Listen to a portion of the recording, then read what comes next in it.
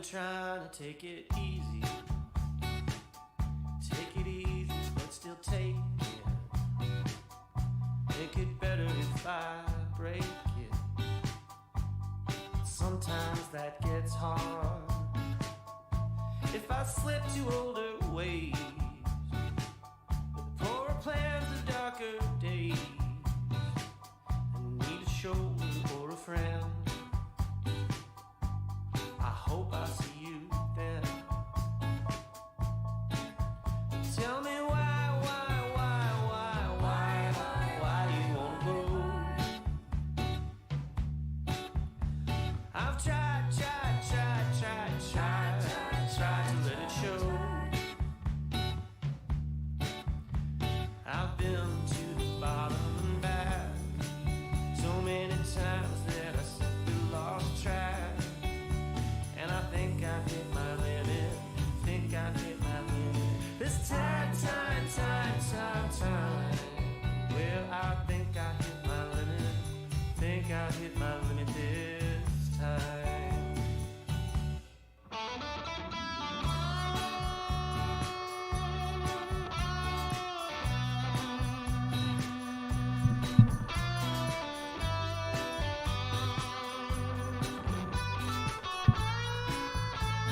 A good Wednesday to you, and welcome to Real Talk on this May 26th. Ryan Jesperson, your host, alongside Sarah Hoyles, Samuel Brooks. A great show in store. I want to remind you that every show we do is presented by our title sponsor, the team at Bitcoin Well. Some really interesting things going on in crypto these days, and of course, that's the team that helps us keep an eye on it. You may have caught Adam O'Brien on the show just a couple of Fridays ago. We were talking about Elon Musk. That was just this past Friday. It's the Friday after a long weekend.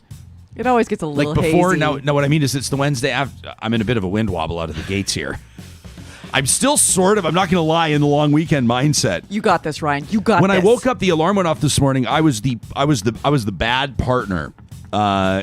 Carrie, my beloved wife, my spouse, my soulmate, did not have any reason to get up early today. She didn't have to. Wyatt, our little man, was sleeping in. He doesn't have school today. And she was able to relax finally, except for I was the guy hitting snooze, and then 4 minutes later, snooze, and then 4 minutes later, snooze. And I hit snooze for just under 30 minutes. And I think that later today, when we check in, I'm going to be in serious trouble for how I conducted myself today. But I'm still in long weekend. I am. I'm sorry. I'm still in the long weekend headspace. So the Friday before the long weekend, Adam O'Brien joins us, and we started talking about Elon Musk and the puppet master, and is he really controlling crypto markets? And if so, how can anybody have any confidence or faith in them? And Adam kind of sorted it out and gave us his opinion on it, and well, that's what they do. You can find them, Bitcoin Well, that is, under the sponsors tab at ryanjesperson.com. Real Talk starts right now. Here's Ryan Jesperson.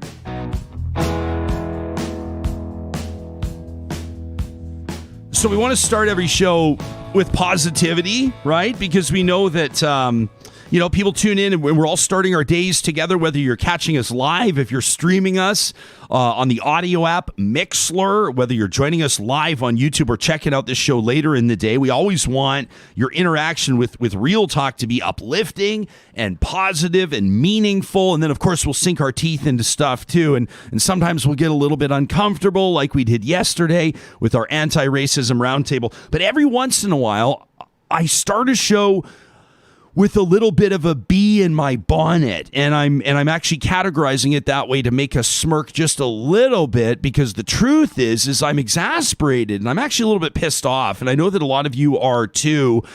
You don't have to be from Alberta, you don't have to be from Western Canada, you don't have to be an Edmonton Oilers fan to be super fucking annoyed right now at the fact that Oilers' young star, Ethan Bear, he's a young defenseman, he happens to be Indigenous, is reportedly receiving a whole bunch of racist messages, or at least a few, but they're sure resonating. This per his girlfriend, who posted this message on social media just the other day. I don't have to tell you, probably. We talked about it a bit yesterday. The Oilers swept in the first round of the playoffs by the Winnipeg Jets, and a tough loss, obviously, in 4 straight, triple overtime in the 4th game. Well, it sounds like the young defenseman is receiving racist messages. His girlfriend says Ethan has received numerous numerous racist messages and comments. To hide behind a screen is cowardly, but to use stereotypes against him as an Indigenous person is dehumanizing and awful. She says, we will not be silenced. We will not accept this behavior. It's 2021. We are all equal, and this needs to stop. She says, Ethan has broken countless barriers as an Indigenous man to make it to the National Hockey League. He's human. We understand there is criticism, but there is no room for racism. This from his partner. Oilers' former captain, a blue liner himself, a defenseman himself. He's a Stanley Cup champion. You know, he hoisted the Grail with the Boston Bruins. Andrew Ference stepped up on this, and I thought he nailed it pretty well. He says Ethan Bear is a very good hockey player. Lift him up, and he'll be an integral part of any success the Oilers have in the future. More importantly, Ethan Bear is an incredible human. And if you're sending racist remarks his way, you're just a dickhead, and hockey doesn't want you. That from Stanley Cup champion and former Oilers captain, a good friend of this show, Andrew Ference. I don't have a whole lot to say more than that, except to use this platform to acknowledge what's going on, to indicate how annoyed I am at it. But we can't just be annoyed with racism, can we? I mean, what did we learn from this roundtable just yesterday? What a great conversation for a full hour. Now, of course, the circumstances were lousy, weren't they? You know, we're observing the 1-year anniversary of a black man being murdered in front of horrified witnesses in Minnesota, in Minneapolis, by now former police officer Derek Chauvin, who was convicted, of murder in that killing a year ago yesterday. Now, we talked about being uncomfortable, and we talked about putting ourselves out there, and we talk about being allies, and what does that really mean? And I guess what it means in this circumstance, although I have so many audience members, so many real talkers, you guys keep me in the loop. I really appreciate it. You tag me on tweets, you send us emails to talk@ryanjesperson.com. You say, hey, is this story on your radar? Have you heard about this? Can we make sure we talk about this? We get a ton of those messages every single day. And I saw this one, and of course, your heart just kind of drops. I don't know Ethan Bear very well personally, but I've sure seen him around the rink a lot. Now, here's the thing. On one hand, I want to tell you what an absolutely outstanding young man he is, what a class act he is, how I've seen him treat little kids around him, especially if there's an Indigenous kid around him, that connection, the way that they idolize Ethan Bear. You've seen these specialty jerseys have been released by collectors that have his surname in Cree and Indigenous language. Just looks absolutely stunningly beautiful. If you want to see one on display, I happen to know that if you want to go get your growlers filled, I happen to know there's one right in the front lobby of Arcadia Brewing Co. If you haven't seen the sweater yet, it just looks magnificent. And so many Oilers fans and so many Indigenous people, so many hockey fans across different, I don't want to say barriers, but different communities, ethnic communities, different backgrounds have all rallied around this wonderful story of Ethan Bear, essentially a local kid that's grown up as a prospect in this organization and is now a young star. That, I want to tell you what a great guy he is, but I don't need to do that. I don't need to explain why Ethan Bear shouldn't have to deal with this bullshit, right? It's not because he's a great guy. It's not because he's a really skilled hockey player. It's not because he's an Edmonton Oiler or he's made it to the NHL. As a matter of fact, it has nothing to do with any of that. And if Ethan Bear's getting it at the pro level, what are players getting or what are average, ordinary, everyday folks getting all the time?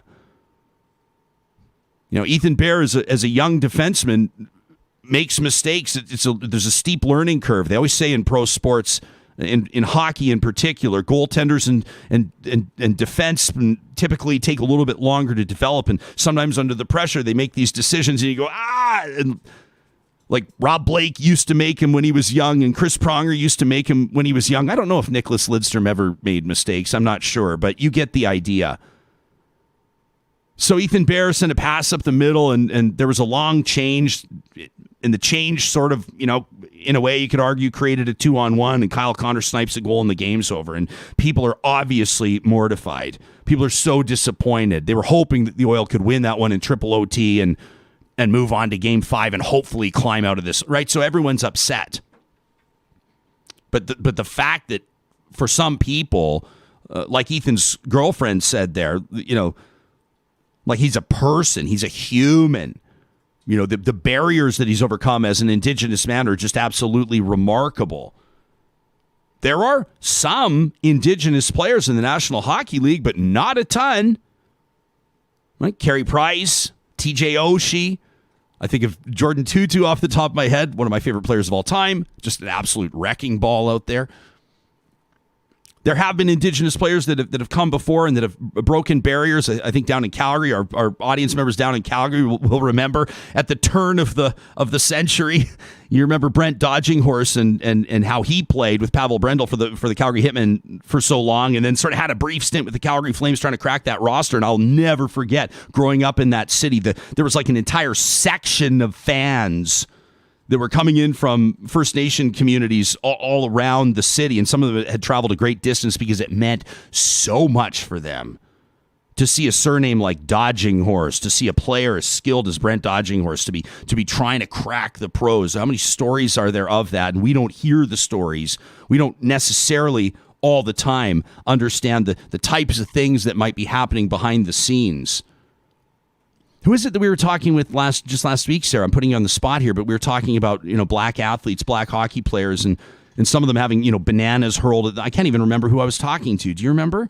It was one of our interviews last week. It was our roundtable, actually, on Friday, where we were talking about barriers to sport. Right. And so, Kwame Damon Mason that's talked. Right. Yeah, that's right. Thanks for, yeah. And so looking at that, it's not gone away. And I think it's just... our audience probably knows very, very well just exactly, how this is. Well, it basically illustrates how systemic it is. It is built an entire network. So it's our sports.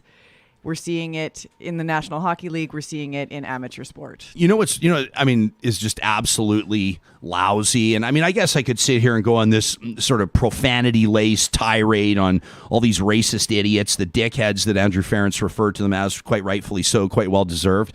But I just, how pathetic are you? How lame are you? How really greasy and pathetic are you?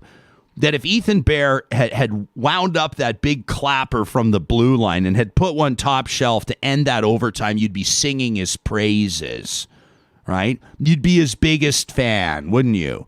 You'd talk about what a great young defenseman he is with offensive instincts. We got to make sure we pair him up with a guy who can be, defensively a little bit more stay at home so Ethan can, right? You talk like that. But the minute that he like changes, the minute that there's a shift, the minute that he sends the minute he makes a mistake, or what you might characterize as a mistake, you go at his race, you go at his ethnicity, you sharpen the knives and just get him, but in the rib cage. Like, really?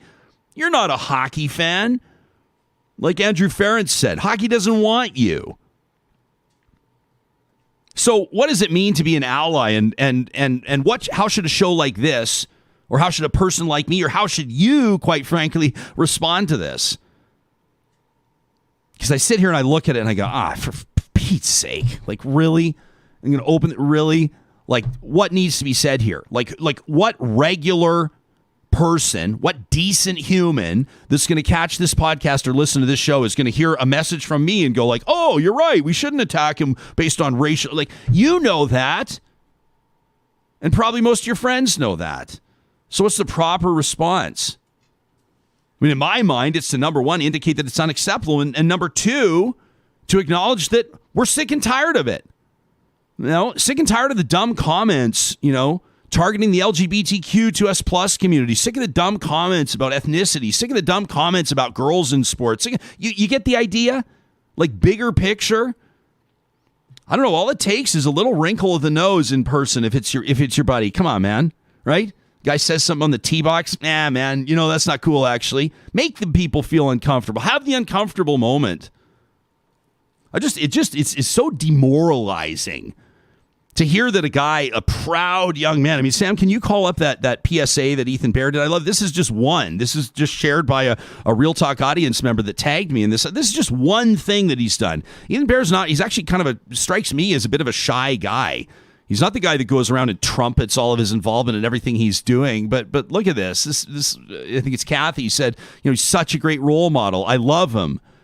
And he goes on and, he's encouraging kids to be the best you can. And he's so proud of his heritage, and as he should be. So what do? I guess I spend the first 14 minutes of the show scolding a bunch of morons. But listen, this is the type of thing where we have an opportunity not just to call this stuff out, but we also have a real opportunity to lift people up, and not just Ethan Bear. Maybe you feel like it might be uncomfortable actually to reach out to somebody that you know based on race, ethnicity, religion, political perspective, whatever it is about them where you suspect that maybe they're getting piled on a little bit, or maybe their life hasn't been the easiest, and maybe today's the day that you just send them a bit of an encouraging note. Imagine that out of nowhere. Somebody's having a lousy day, or maybe they're having a decent day, and all of a sudden you send them a note, and boom, all of a sudden you turn their day around, you turn it into a great day. Maybe we can all resolve to that. Call it out where you see it. Take a stand. I'll remind Ethan Bear in particular how valued he is as a member of the community. First of all, as a person, and second of all, as a bright young star on the Oilers blue line. The team at Park Power powers our hashtag RealTalkRJ. It's what we're keeping an eye on when you want to get in touch with the show live when we're on the air, of course. Sarah Hoyles is monitoring it along with our live chat, and then through the day as the podcast drops and all of our subscribers start to download it. We love it. That's when the hashtag really heats up in the afternoons. Park Power's got some great tips on electrical safety and efficiency, as well steps you can take in your own home. Follow them on social media. Check out their Instagram. And when you go to parkpower.ca, if you use the promo code 2021-RealTalk, they're going to give you $70, $70 off your first bill. Also wanted to remind you that the team at Alta Moving and Storage understands that moving is a big event. It can be an emotional event. It can be a taxing event. They're family owned. They get the family reality around the move coming up for you this spring into this summer. They're problem solvers. Their whole goal is to take the stress out of the experience. They got these pod-style moving containers. They drop off so you can load everything up at your leisure. You don't have a big rig idling on the street blocking traffic. You're super stressed out. It's not their style. They can hang on to that pod-style container for a while, store it for you if you need that, or, hey, drop it right off at the new location, then, take your time unloading it again. More details at altastorage.ca. Make sure you tell them that Real Talk sent you. I'm looking forward to this conversation. Just a while ago, just a few weeks ago, we spoke with city planner Brent Todderin and a researcher out of the University of Calgary, Dr. Yunjung Lee. We talked about demographics and city planning, city building, in particular, aging cities and aging communities.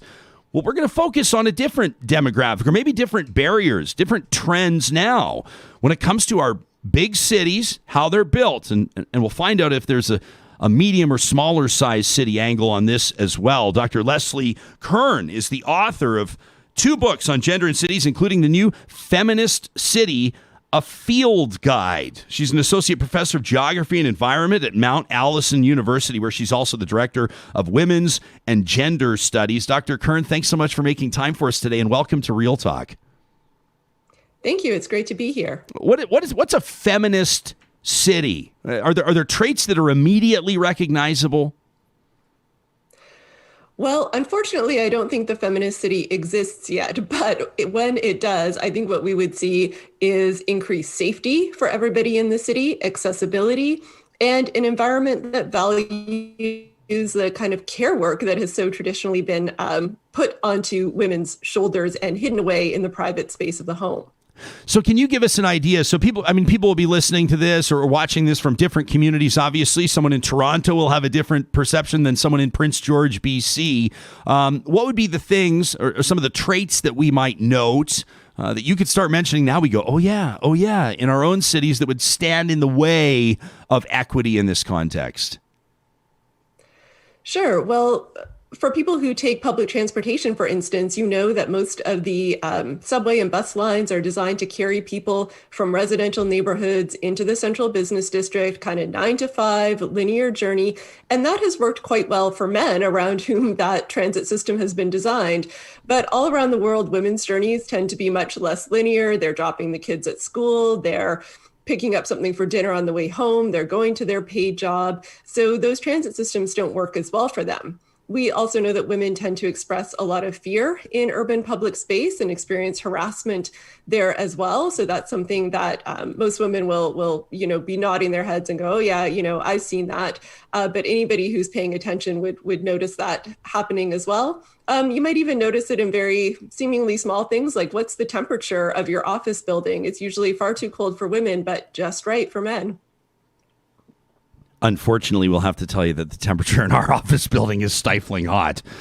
That's not us doing our part, though. That's just a fluke, but we would do our part if we could. It's May is Sexual Assault Awareness Month. So obviously, I think there's going to be more of these conversations happening. When we talk about awareness of sexual assault, a lot of it, or a significant portion of it anyway, should probably be focused on preventative steps or investments that cities can make. Is this something that you've been studying or keeping an eye on? Absolutely. Women have been arguing for a long time that women's safety needs have been quite secondary in much of city planning, and we've had to kind of push cities, whether that's through protest movements like Take Back the Night and so on, to incorporate safety strategies that matter to women and to actually listen to women, to not just assume that, oh, if you put up more streetlights, everything will be fine, but to pay attention to the kind of social environment of the city, who's out on the street, what kind of places are open, when are transit and bus lines running, what are the sight lines like? All of these things contribute to either the experience of fear or hopefully the experience of safety when they're done right. Do you believe that, when it comes to city building or when it comes to the city planning process across the country or even around the world, have you seen a city or have you seen some communities taking steps where you would believe that there is that intuitive design where people are actually paying attention to this and putting their money where their mouth is when it comes to designing the communities? Yeah, a number of cities, especially in Europe, have adopted what's called a gender mainstreaming approach, which is that in their city plans, budgets, policies, and so on, they look at what they're building, what they're designing, and ask the question, will this enhance gender equity or will it not? And part of that is involving the community, right? Having that kind of participatory element, reaching out to people and figuring out what they need. And in cities like Vienna, Barcelona, Stockholm, real improvements have been made in everything from, how often we plow sidewalks to even making sure that street names and public squares are sometimes named after women, which is still relatively rare. Yeah, that's a good point. I'm saying in our community, in our home city, I know there are some parks named after women.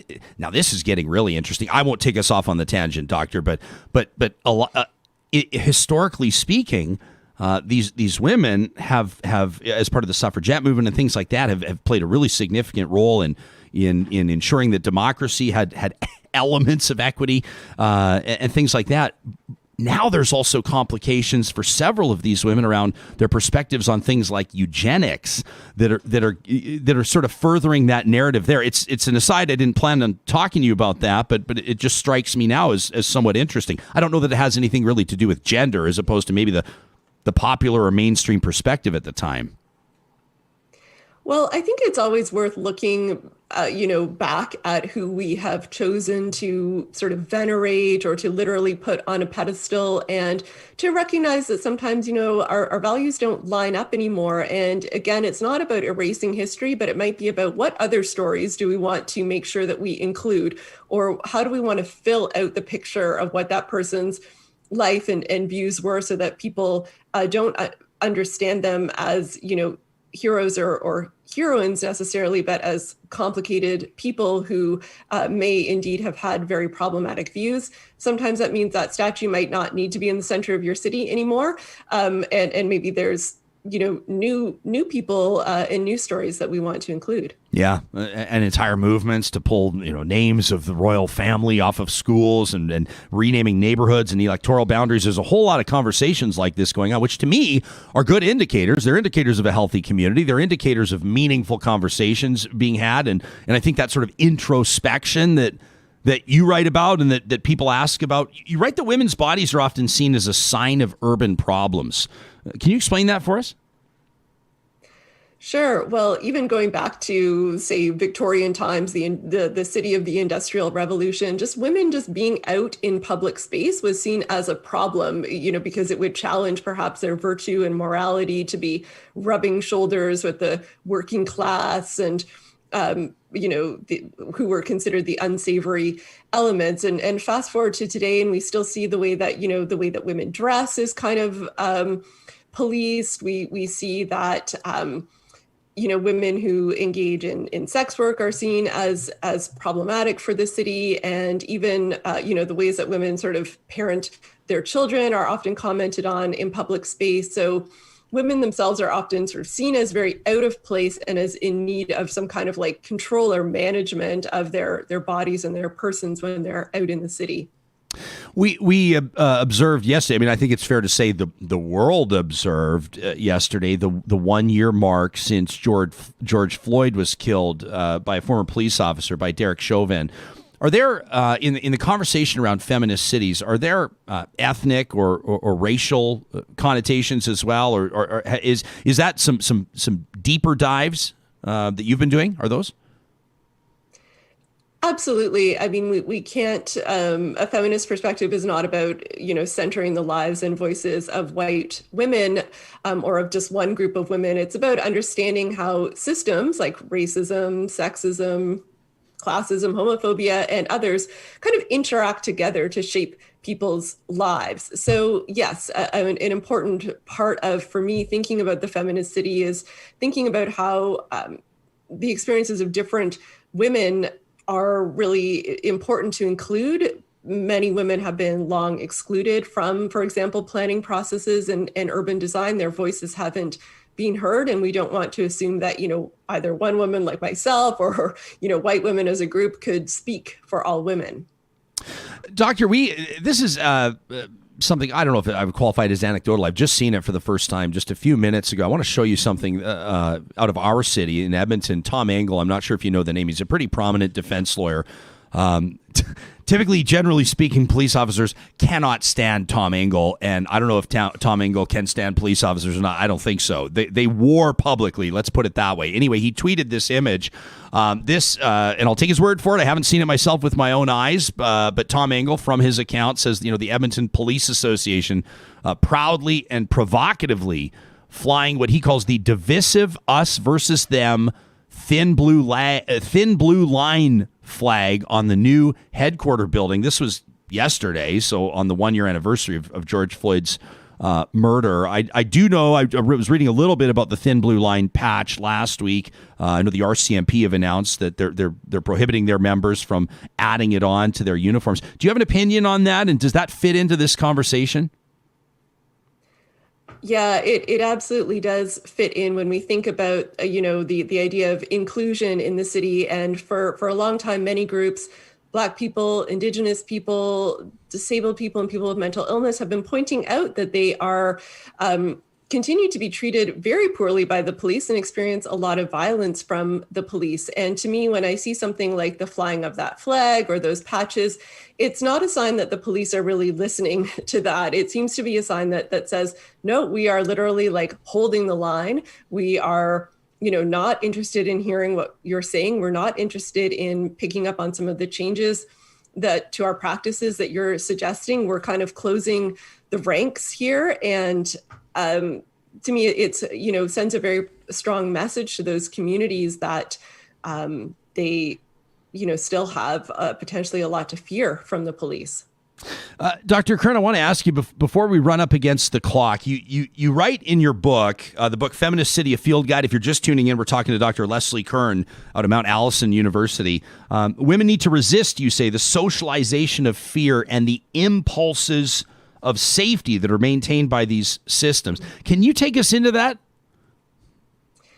Yeah, well, women from the time we're little girls, we are sort of inculcated with a sense of fear of the stranger, of the dark alley, of urban public spaces. And there's good reasons for that. But I want to suggest that the idea that then that means that women either kind of again, circle the ranks or rely on problematic policing practices to attempt to keep them safe, or, hunker down in gated communities. These sorts of things are, to me, not really part of the bigger solution to problems of urban inequality and even problems of crime. I think that women, yes, we need to pay attention to women's fear and to issues like sexual assault, but women need to take a broader look as well and think about what are the much wider kinds of things that we can do to improve safety for everyone in the city, which, would include like affordable housing and, good quality food and education and childcare and, affordable public transportation. All of those things would make such a bigger difference. Doctor, let me ask you this. We have a live chat, super engaged audience members typically that are having their own conversations, that are putting questions in front of us as we have these interviews. And an interesting point from Erica. Erica says, I ask with due respect, says, I take this very seriously. She says the vast majority of sexual assaults are committed by people who know each other, who know their target and are close to the victim. How is putting more lights in dark alleys or changing bus routes going to fix that? What would you say to Erica? I would say you're absolutely right. And that part of the problem is that when we think about women's safety issues, we maybe focus too much on urban public space and not on the place where the vast majority of violence against women happens, which is in the home and in private spaces. And as you point out, from people that we know. And this to me is another argument against, say, the expansion of policing, which really does absolutely nothing to help with those problems. So to me, the solution then is, you're right, it's not a design solution. There has to be a much broader cultural shift. But again, things like affordable housing, are things that help women to leave abusive situations when they know that they're not economically dependent on an abusive partner. So cities can be part of the solution, but you're totally right. It's not just about changes to urban design. Dr. Leslie Kern out of Mount Allison University, the author of Feminist City, a field guide, just recently presented at WordFest down in Calgary. We really appreciate your time this morning, Doctor. Of course, you can learn more at lesliekern.ca. Thank you for this. Thank you. It's great to be here. You bet. We'll be talking more about cities, municipalities in just a second. As a matter of fact, I'm very much looking forward to a conversation, a roundtable in just moments with Mayor Barry Morishita of the city of Brooks. Mayor Morishita is also, the president of the AUMA, the Alberta Urban Municipalities Association. Her Worship Cathy Heron, the mayor of St. Albert, will join us, as will Edmonton City Councillor Andrew Knack.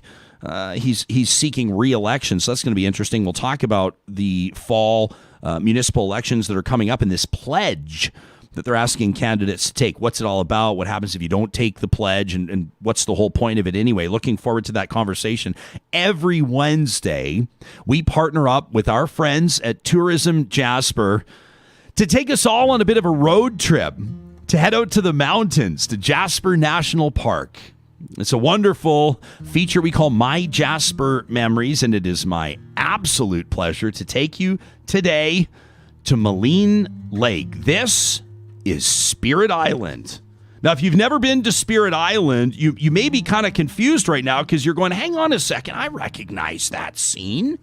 I recognize that photo. Well, I mean, were you maybe in Grand Central Terminal, Grand Central Station in the 1960s? That's when the city of New York was displaying it. It's one of the most iconic images. It's one of the most photographed lakes in Canada's parks, and for good reason. Maligne Lake's huge. It's almost 23 kilometers long, absolutely surrounded by mountains, as you can see. Stunning! And Spirit Island is located about halfway down. I'm not going to lie to you and tell you that I've canoed there because it's a bit of a trip. You're going to have biceps like Popeye. You're going to have a chest like Arnold back in the day if you're canoeing on your way out there. You can take these boats. You can take these interpretive boat cruises. It opens up, as a matter of fact, this Friday, May 28th. Leaves multiple times a day. There it is. Check that out. So it fits your schedule. Can you imagine being there right now? To our friends on the podcast, you have to check this out on our YouTube. These photos, or you can just check out, of course, jasper.travel/real talk. To see what we're talking about here. You get these panoramic views of the jagged mountain peaks that are surrounding the glacier-fed waters of Moline Lake. Glass-enclosed heated boats, so every day is a good day out there. You can learn about the geology, the history, the wildlife, the weather. Did you know it's actually not an island? I love nerding out about this stuff. It's an isthmus. Sarah, it's an isthmus. It's the most wonderful isthmus that I've ever seen in my life. It means it has a small connection to the shore when the water line's low enough. You know, little natural bridge if you want. You can make an entire day. This is what our family loves to do, if I can just say. If you want to look like a hero to your family, an entire day in the Moline Valley. So you do the lake in the morning. The water's at its the water's absolutely stunning. It's like absolutely glassy, glacier fed. And then you head to Moline Canyon in the afternoon for a hike. In the winter, the ice walk. And I have some of my most favorite, hike in some tea lights, you know? Get in there when it's, Sarah, you look intrigued. I can tell you stories about the ice walk at Moline Canyon. And then we love to go. I almost don't want to tell you about this because I don't want to spoil it for us, but that's the whole point of MyJasper Memories, is to share the Moline Canyon Wilderness Kitchen. A patio meal out there will knock your socks off. You can book your boat tour or your canoe rental at jasper.travel/realtalk. Beautiful. We want to see your MyJasper Memories too, so you can hashtag MyJasper, hashtag RealTalkRJ every week. More and more of you are sharing your Jasper memories with us, and it's becoming our guilty pleasure. I don't want to say I'm upset with you, Real Talkers, but every Wednesday you pull me away from my work. I have so many things I need to do, but you're sharing your Jasper memories with me, and then I just get lost in the photos, and it's a good problem to have, let me tell you. This fall, and we'll be talking about it more on the show. Voters are going to be heading to the polls. A number of municipal elections. We'll find out more in just a second. But candidates this time around are being asked to take a local democracy pledge. So we wanted to get into this, understand more about it. Why is it necessary? What prompted it? What happens if you don't take the pledge?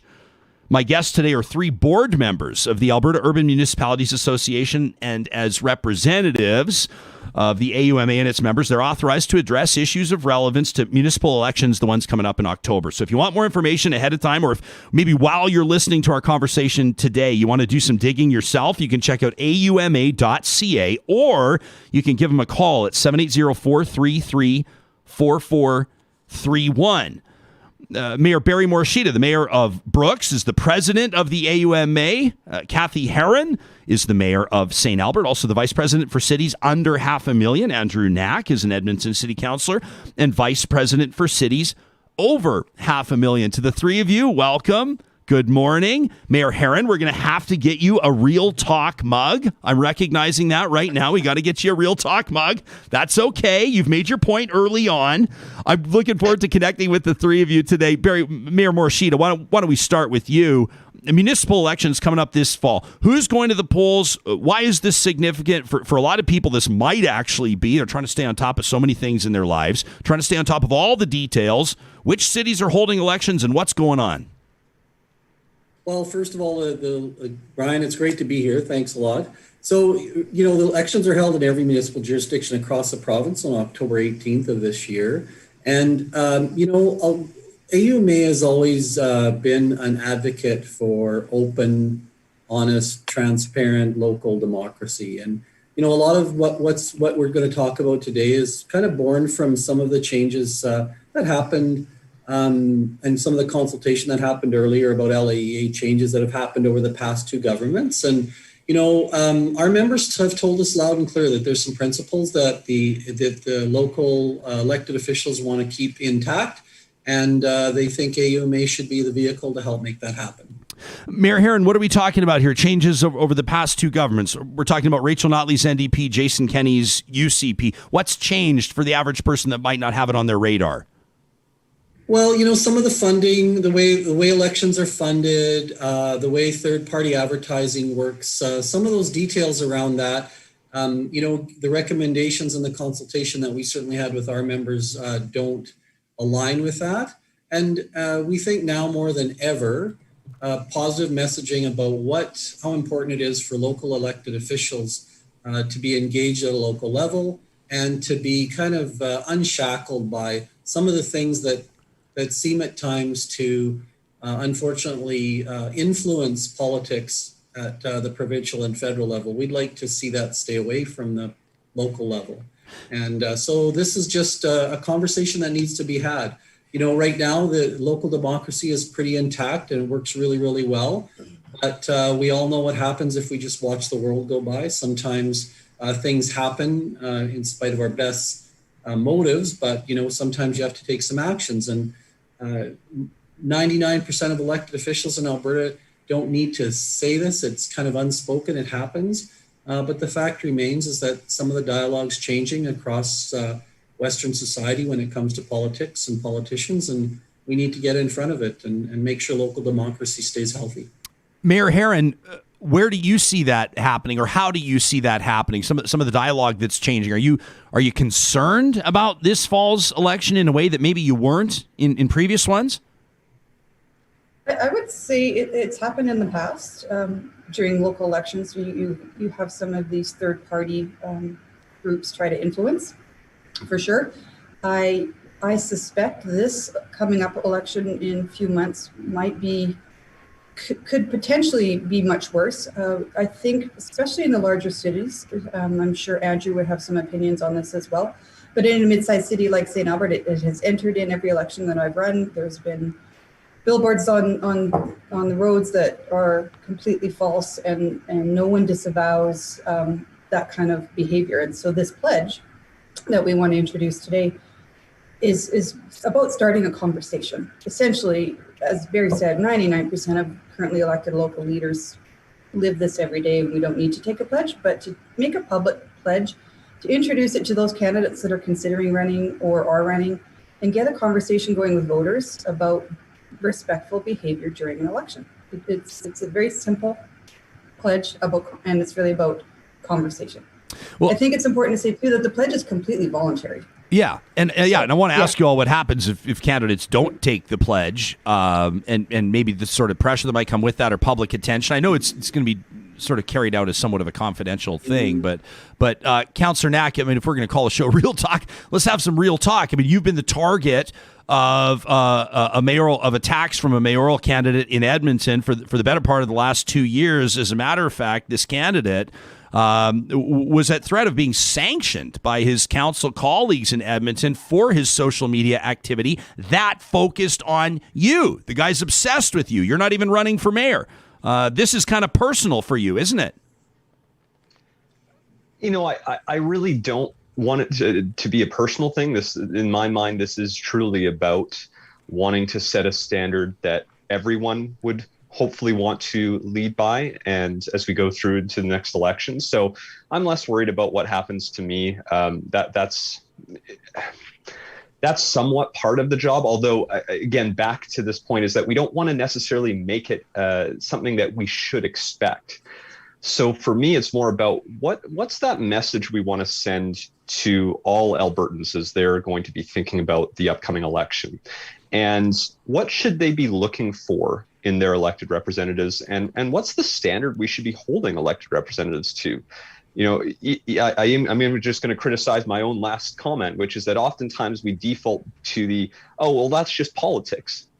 But really, why do we set a lower standard for politics than we would for any other occupation? We wouldn't accept behavior where people are being disrespectful towards one another in any other workplace. So why accept that just because we're talking about politics? And the beauty of local government is that rarely do we ever really get into the mud like you would see oftentimes on the provincial scale, on a federal scale.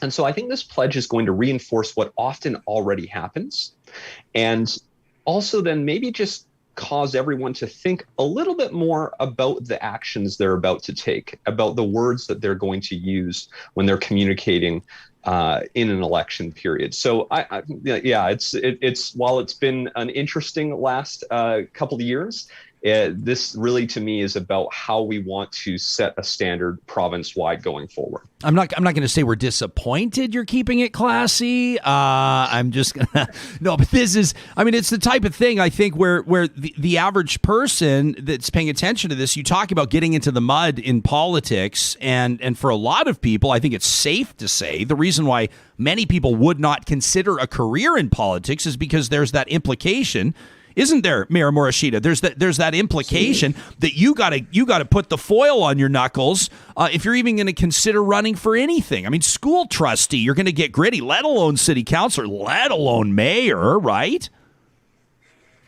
No, it's absolutely right. And, I think one of the frustrations is that, all of us as local elected officials, we interact with our constituents every day on every issue. It's just that we see the tones changing. And, the pandemic has been no help. There's been lots of issues that have divided us, the economics, there's lots of stress out there. But again, in the face of those stressful situations, that's when we have to even become more respectful, because we're only going to find solutions together.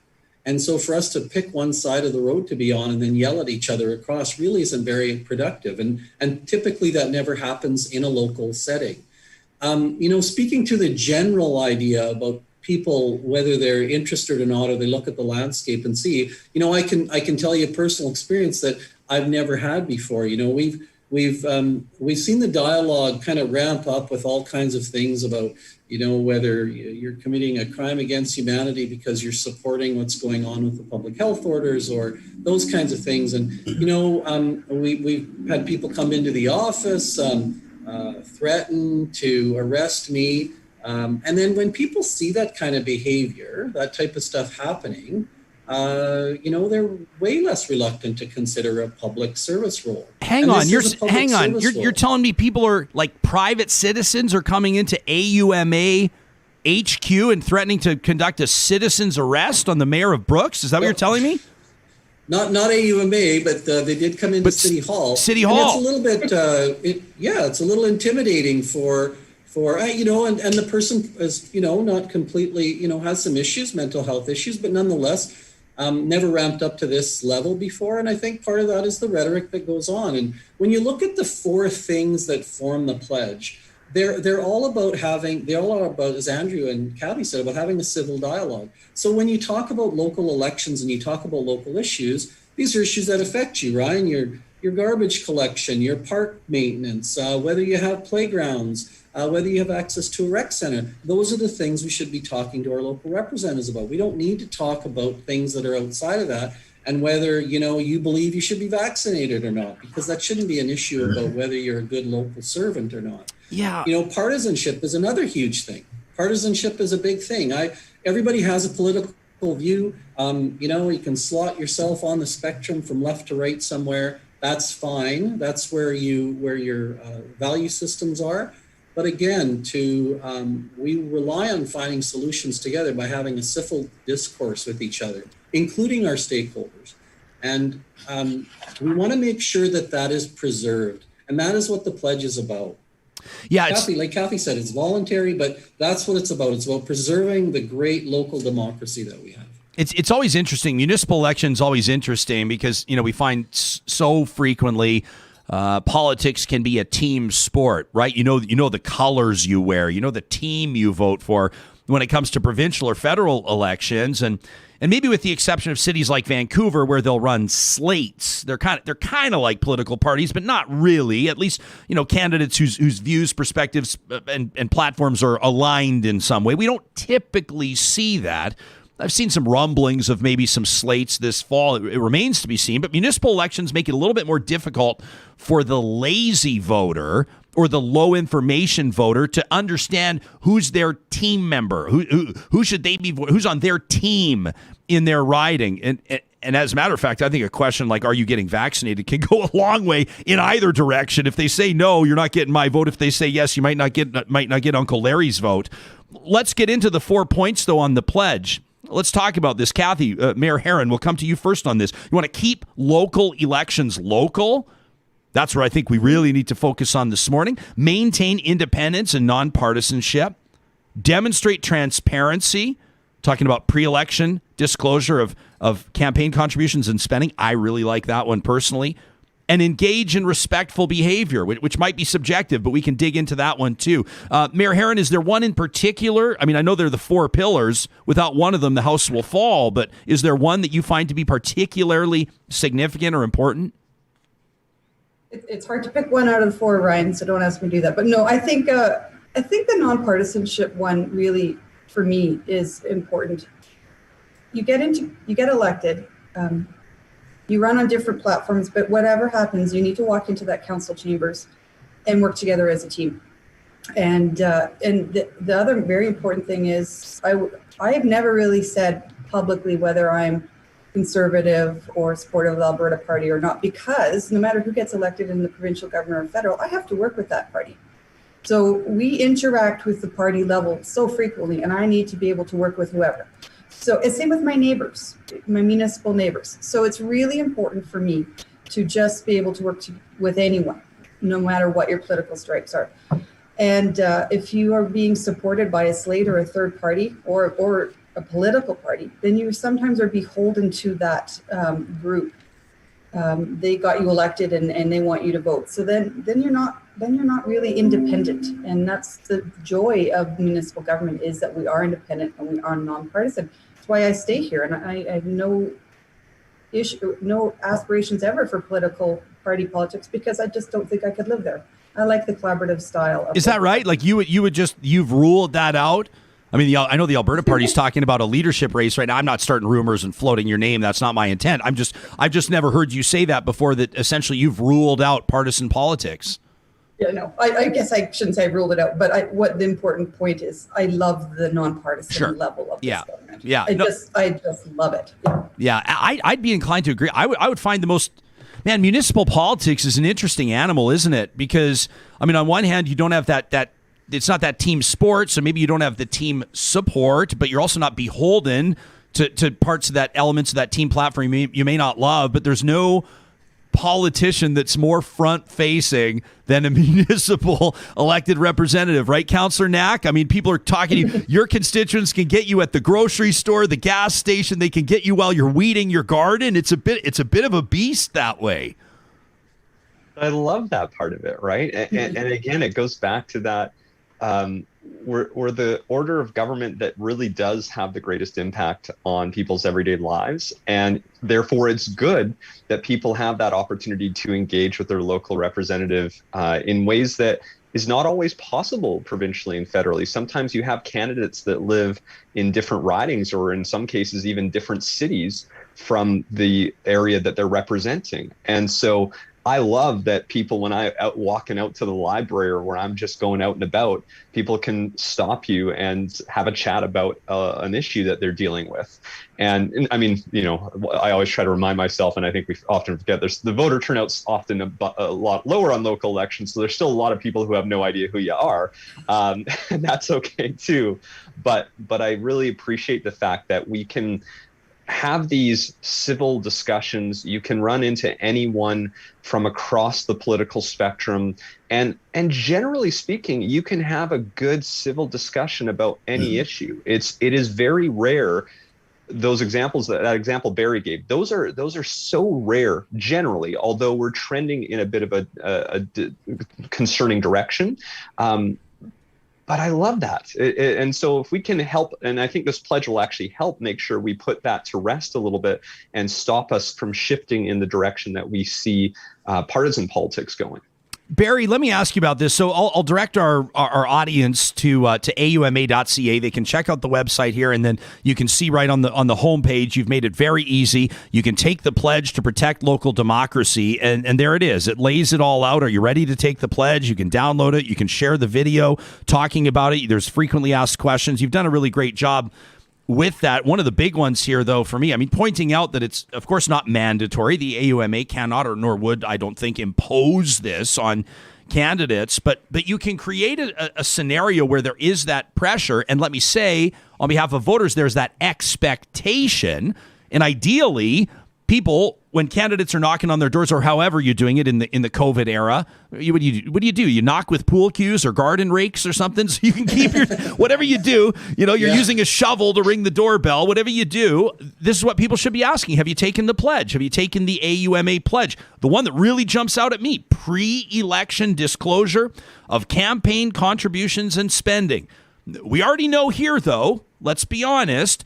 The people with the most to hide are the ones that are going to opt out. It's like Joe Biden releasing his tax returns, Donald Trump not releasing his. Why do you think this one's so significant? Well, it is significant for two reasons. Because first of all, if you know that you're going, you need to disclose. Let's put that scenario in front. Right now, under the legislation, you don't need to.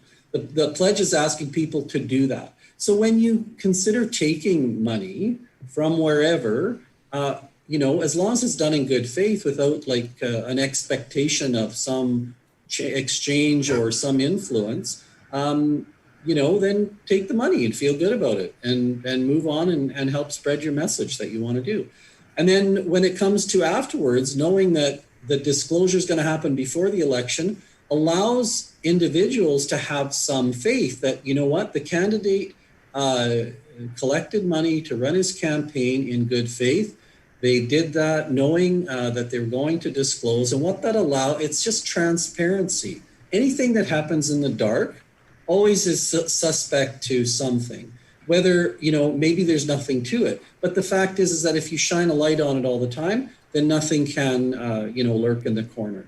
And that's all we're talking about. We've seen scandal after scandal, provincially, federally, about fundraising, about who gives what and how they skirt the rules. If someone came to me as a candidate locally and said, hey, Barry, I want to give you some money, but I don't want to really be on the books for it. Can you figure out, well, I don't have to disclose till March, so don't worry about it.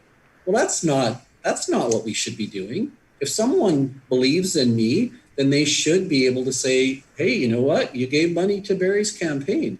If you need to hide it, then there's a question both for the candidate and the donor. Should you be actually doing this? And that's just, we know that the influence could be there, that there's not a lot of ability for the vast majority of Albertans to influence campaigns, but there's a small group that can, and that just shouldn't creep into our elections, plain and simple. And that's what that transparency and disclosure statement is all about. Have any of the three of you ever turned down a donation based on optics or something else?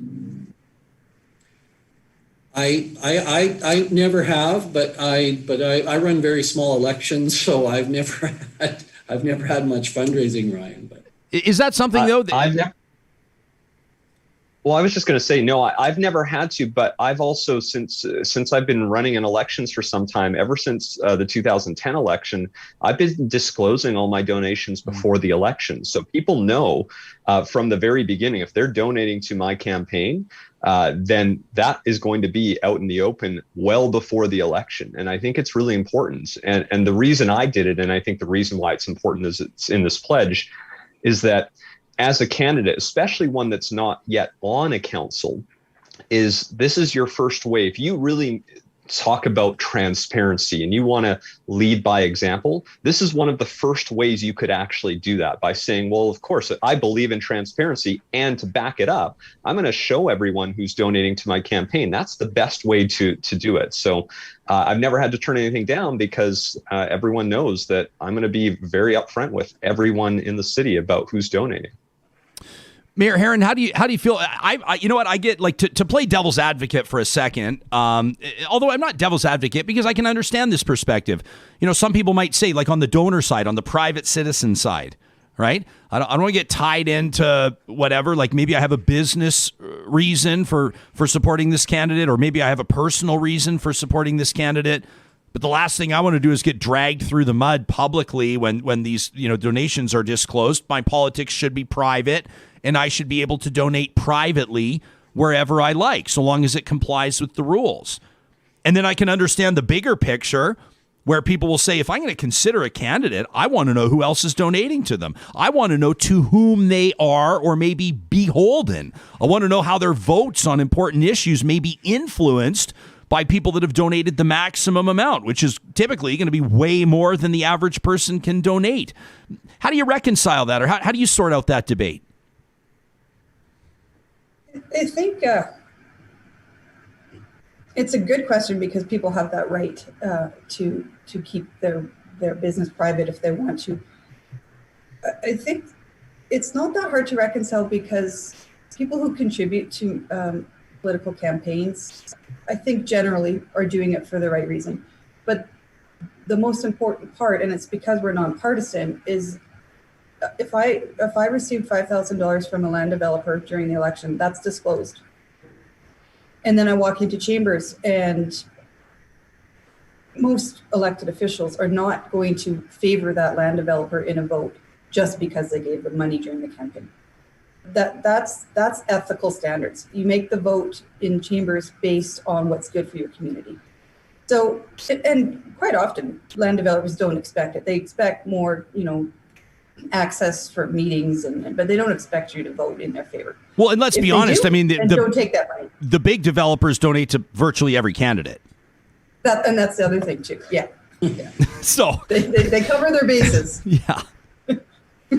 Yeah. And Ryan, I was just going to jump in there. You talk about, of people feeling like they have that right to privacy, and it's true when it comes to the vote. But remember, the rules are already quite clear that almost every donation, and it used to be every donation up over $100, and now I think it's every donation over $50, has to be disclosed anyways. The difference is we're saying instead of disclosing it after the election, disclose it before the election. So anyone who has that worry, well, they weren't going to donate in the first place because their name still would be made public. It would have still been on the disclosure. So all this pledge is saying is that, well, you're going to disclose anyways. And we all keep running lists now. Like the technology exists now to keep a running list.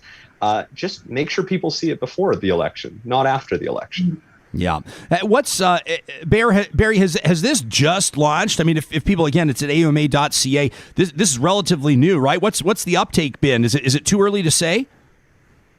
Yeah, it's too early to say. And, I'm really excited about the prospect of it. Like we said at the opening, a lot of this stuff goes without saying for 99% of the candidates. And I think the other thing that's really important to note is that as we go forward, I think it's important for people that are running and people that are going to be serving in the next 4 years in their communities, that AUMA does have their back on these issues, that we are not ourselves going to tolerate disrespectful dialogue, that we're going to be transparent, that we're avoiding partisanship as an organization, and that we're focusing on local issues. I think it's really important for everybody that's going to be running and potentially serving to understand that AUMA themselves are going to be part of that conversation going forward, and that our efforts are going to be promoting this for themselves as well for the province. So, we oftentimes when it comes to politics, the big sexy kind of sales thing, like you said, you need controversy sometimes to stir up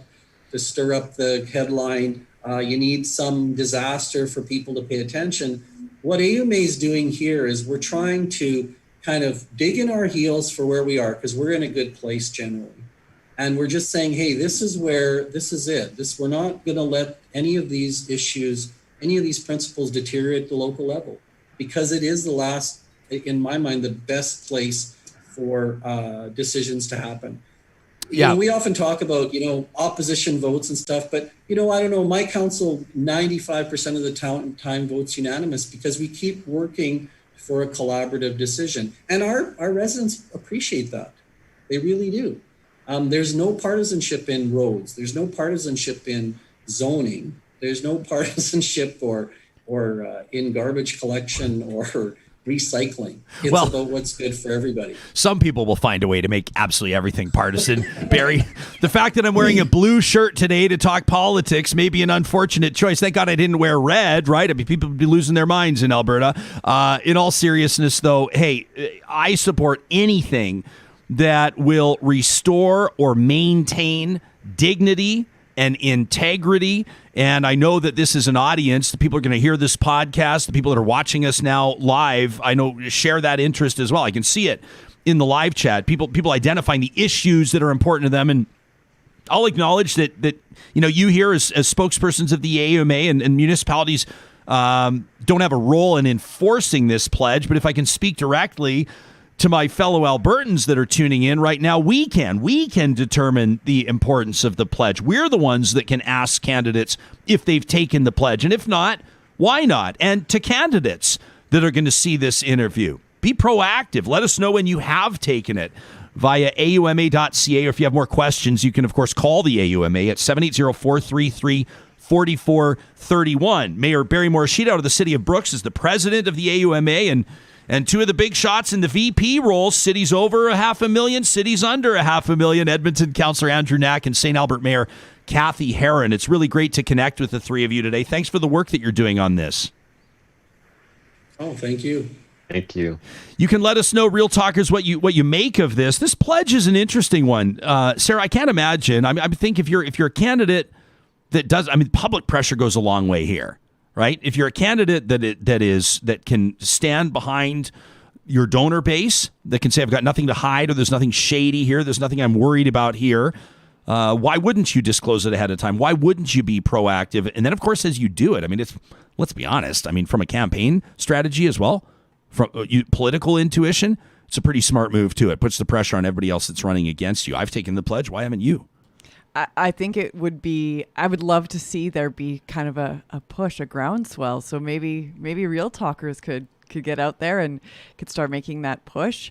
I don't think that there would be any drawback to someone signing up for the pledge. It says, I promise to be accountable. And then there's, it's backstopping and saying, okay, so if I'm not, you can bring the pledge up to me and hold me accountable. So and accountability is huge. You're right.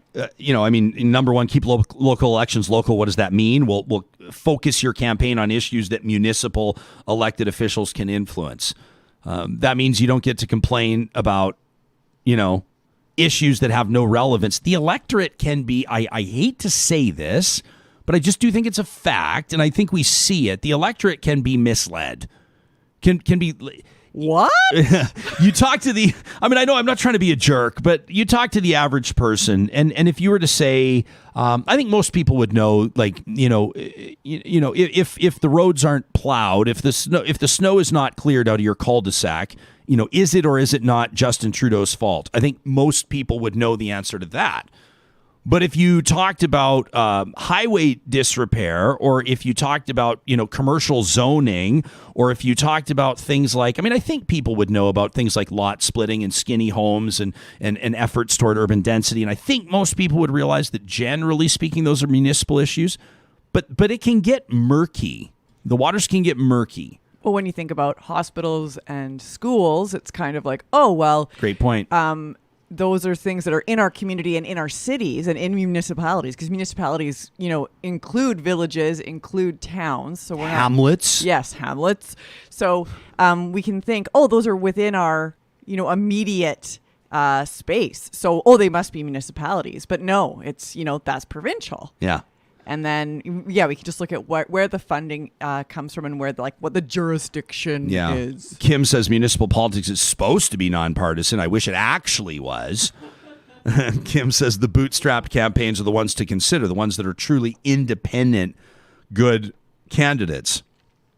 And bootstrapped campaigns can win. They don't always win. It still takes big money, typically, to win a mayoral campaign. it's going to be different when you talk to Mayor Morishita in a city like Brooks. Shout out to Brooks, Southern Alberta this morning. Versus a city like Calgary or Edmonton, where mayoral campaigns will spend probably more than $1 million. Right, it's big dough. But you ask the candidates to keep those elections local by having integrity in the issues that they put in front of people. Maintain independence and nonpartisanship, reject endorsements which would undermine accountability to municipal residents or the autonomy of the municipality. That would be significant. I'm not saying that the premier would offer endorsements to municipal candidates. As a matter of fact, I would I wouldn't, who knows with this guy. Anyway, I digress. But I doubt it. It doesn't typically happen. But members of parliament, those types of things, you'll see candidates. There's a guy down in Calgary right now he's changed the font and the color just enough that he's not stealing the Conservative Party of Canada's logo. He's changed it just enough. And he's calling himself Your Conservative Choice, which, they don't have the trademark on the word conservative, right? As long as it's a small c. Or all caps, for that matter. And then this fella, he snapped a photo. You can see he's at a Flames game. You know what I'm talking about. This Canada, I'm giving him more publicity right now. But he's wearing a Flames jersey. He's clearly at a hockey game, and he's got a picture with Jason Kenney and Stephen Harper. Now, my guess I don't know. I don't know that. My guess is that he's not at the game with Jason Kenney and Stephen Harper. My guess is that he ran into them and got a photo. That's my guess. But the implication is there that he's a huge Green Party follower. Yes. Huge. This guy is going to be about carbon taxes and solar and electric Loves that vehicles, stuff. Loves cryptocurrency. Can't get enough. Yeah. So demonstrate transparency, pre-election disclosure of campaign contributions. That's a big one. And then engage in respectful behavior, which to me is a little bit more subjective. One person's version of respectful behavior might be a lot different than another's. Fair point. But I think that there's, again, I worry about what we give oxygen to and what we amplify. And I'm very aware of that this is a platform and who do we give more space to and oxygen to. So there are definitely people that have already, you alluded to it with our guest, Andrew Knack, that there have been people that are just been really nasty. Yeah, just lousy. I think the word lousy fits on this front. Hey, if you're looking to better yourself, if you're looking to add to your toolbox, so to speak, I want to talk to you for a quick second about Power Ed by Athabasca University. You can check it out online at powered.ca. This is great. This is short, online, on-demand professional development courses and certificates. They're leading edge, but they do not take 6 months to complete. We've been talking about digital wellness this month and what that means. They've just launched Digital Wellness 101, and real talkers that have been participating, one of you got back to us and said it was like 3 hours in and out. Digital Wellness 101. You learned a lot about yourself and your habits when it comes to your interactions, your relationship with technology. They've also got great learning opportunities on leadership and allyship and project management and artificial intelligence. You're going, what can I do today to make myself a more formidable candidate in this job market? Well, start at powered.ca, complete it in your own time and on your own pace.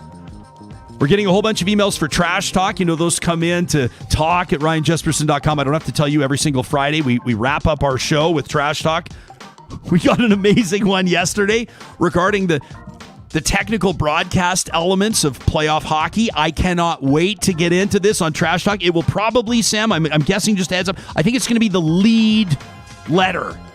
The lead letter on Trash Talk is always a big one. I'm very intrigued. The lead and the final, right? Those are the big ones. The lead and the final. Yeah. Those are the big ones. But then also you kind of want to have this crescendo, and then you don't really want to, so it's just like build, but the lead kind of sets the tone. So you're basically showing us how you're a curator of the Trash Talks. Well, thank you very much. Thank you.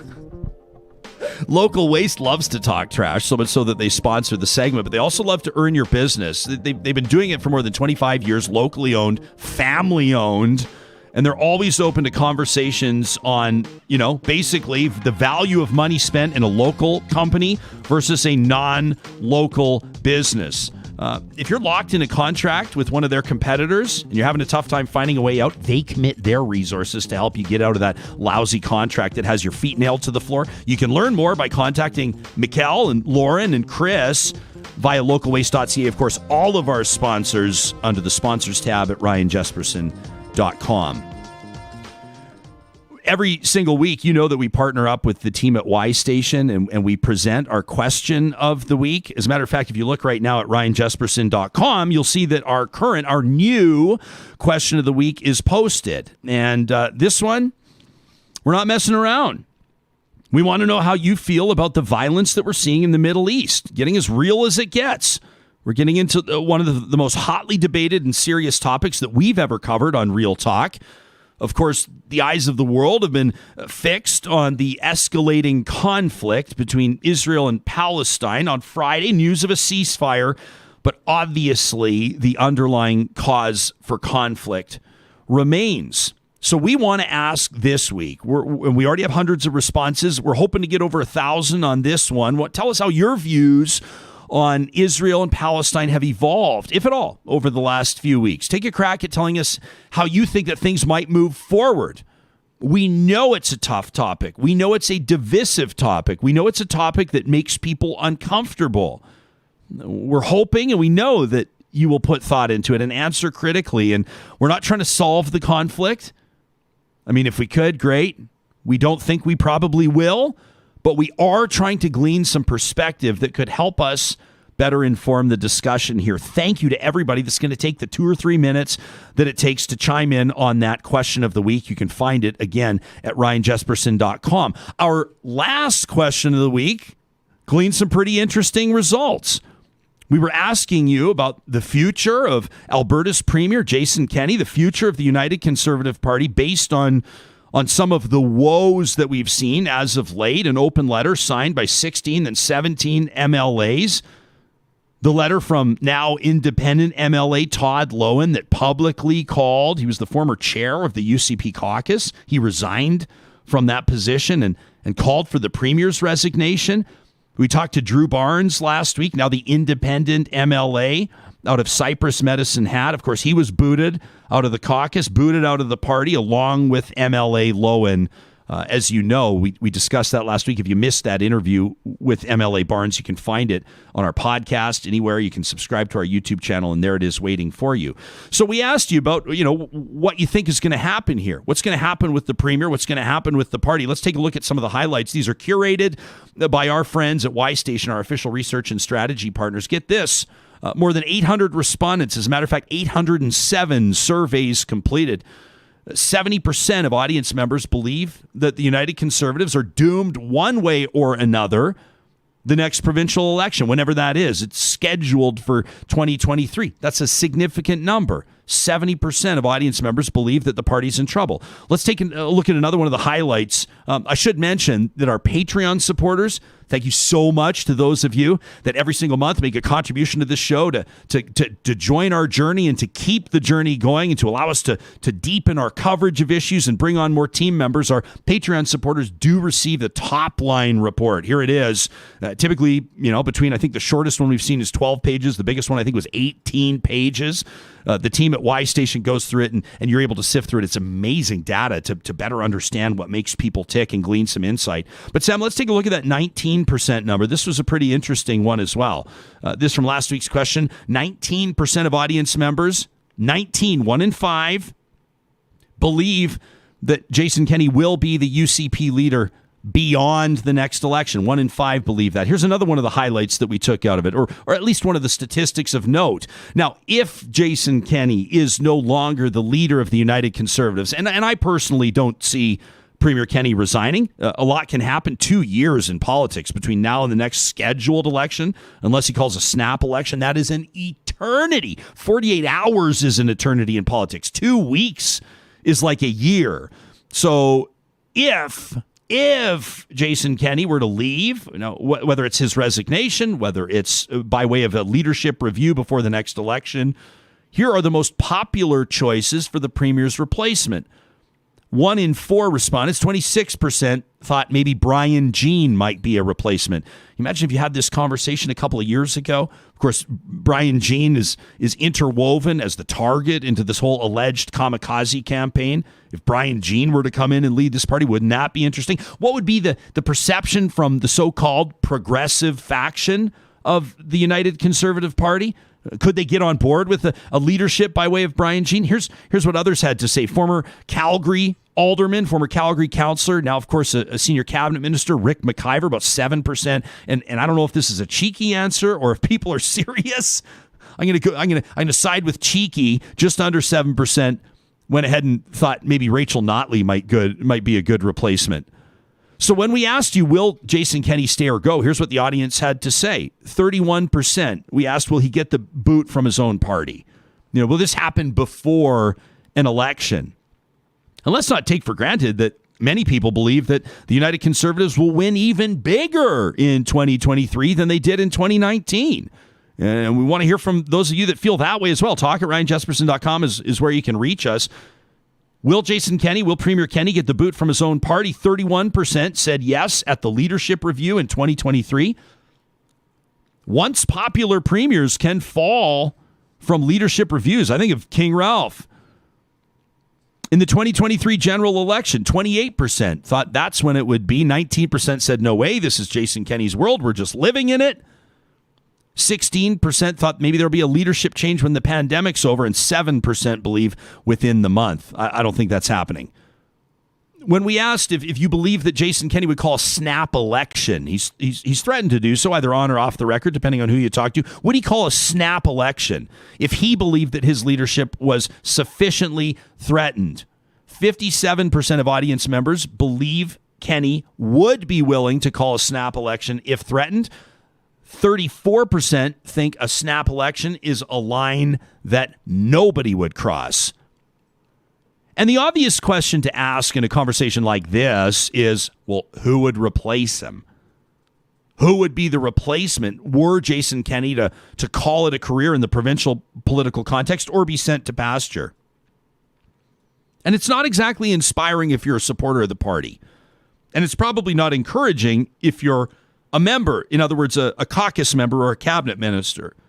Rick McIver, 19% thought maybe Rick McIver. 12% thought Jason Nixon. About 7% thought that it might be Doug Schweitzer. 5% thought the finance minister, Travis Taves. 4% thought that maybe the energy minister, Sonia Savage. I was a little surprised, Sarah, I don't know about you, to see the speaker, the honorable member, the MLA at, I think it's, what is it, Olds, Didsbury, I can't remember his exact writing, Nathan Cooper, the speaker, 2%. You remember he was the interim leader for the party as that leadership race was happening. 2% for Nathan Cooper, 2% for Leela Ahir, who some people believe could be sort of an opportunity for this party to rebrand and to refresh, right? A woman of color, Southern Alberta, has some ties to some progressive communities. I know she's not everybody's cup of tea, but what politician is? But 2%.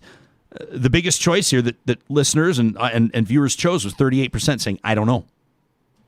I don't know who the next leader would be. There's not exactly like this big, huge front bench. You know, it used to be different conversations. For example, let me go back real quick. Like when Stephen Harper retired, essentially, right, after losing that election in 2015 to Justin Trudeau, when you looked at the front bench at that time, right, people were going, well, it could be Jason Kenney, it could be Ronna Ambrose, it could be John Baird, it could be like bang, bang, bang, bang, bang. You could name all these successors, and ultimately, one by one, they went, Yeah. I don't know if you see that with the United Conservatives. I certainly don't. I just wanted to fact check for you. Thank you. Nathan Cooper is his district is the Olds, Didsbury, Three Hills. I knew I was missing a community. Everybody at Prairie Bible Institute in Three Hills is like, yeah, thanks a lot. Thanks a lot, Jasper. Well, I mean, they'd be very polite about it. Yeah. There'd be no profanity, but they'd probably still want the beautiful community of Three Hills. It is beautiful. To be mentioned. One of my former high school teachers, a math teacher, had a great name, Mr. Turley. Isn't that a great Mr. Turley? It reminds me of Mr. Furley from Three's Company, but I digress. Exactly what I was just thinking. But he was like such a beauty. He would wear like double-breasted. He dressed like a ship captain. He dressed like he was getting set to board the Love Boat. He wore like patent leather white shoes. I mean, with tassels. I mean, seriously, white pants, blue double-breasted blazer, just an impeccable. You know the guys with them. There's guys with sloppy mustaches, and then there's the guys that just, it is trimmed, it is manicured. Mr. Turley was so well put. It was way too well put together for high school. But of course, along with that came credibility. But he was very partial to the community of Two Hills, and he would always indicate his displeasure at how Three Hills got all the attention. Yeah, he just had no time for conversations about Three Hills, and he thought more of us should recognize that there is a proud community of Two Hills. I wonder if there's a real rivalry there. I don't know. What about One Hill?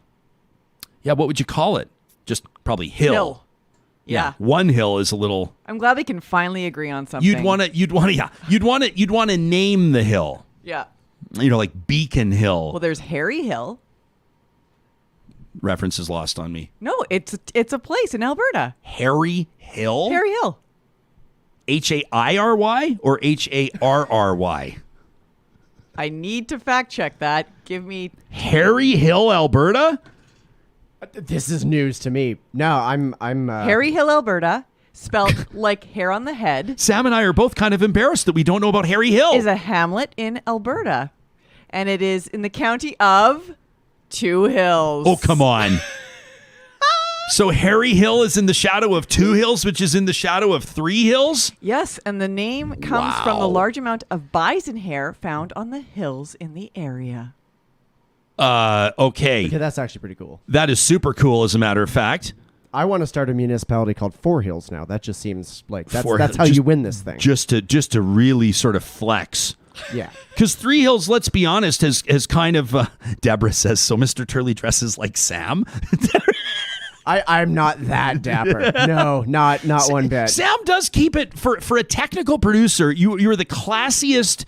You are the most well-dressed, impeccably presented technical producer I've ever worked with in 20 years. I'm not a jeans and hoodie guy, and like my friends can attest to that. I feel naked without a collar on. Like that's very weird for me, but that's totally true. You know what we should do one day is just get Sam to do the whole show in a Real Talk tank top, and just see how you do it. You can take the engineer out of the firm, but you can no. Wait a minute. You can take.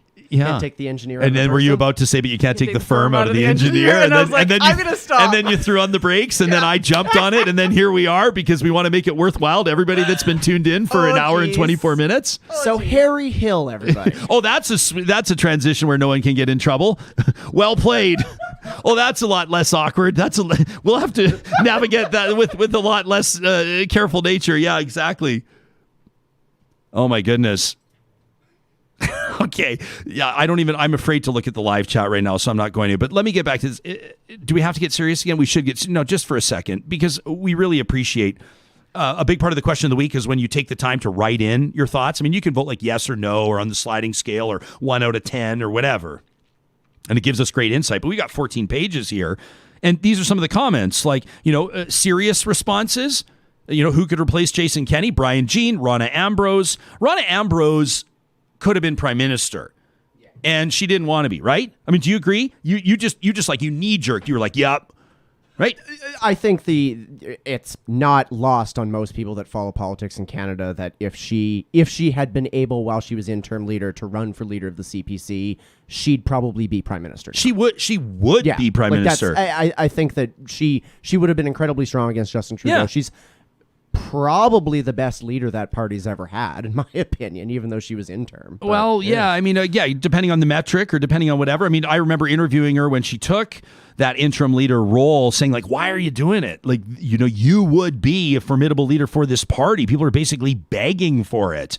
And I think that she could have hit Trudeau on so many fronts in 2019. I think she would have won the election.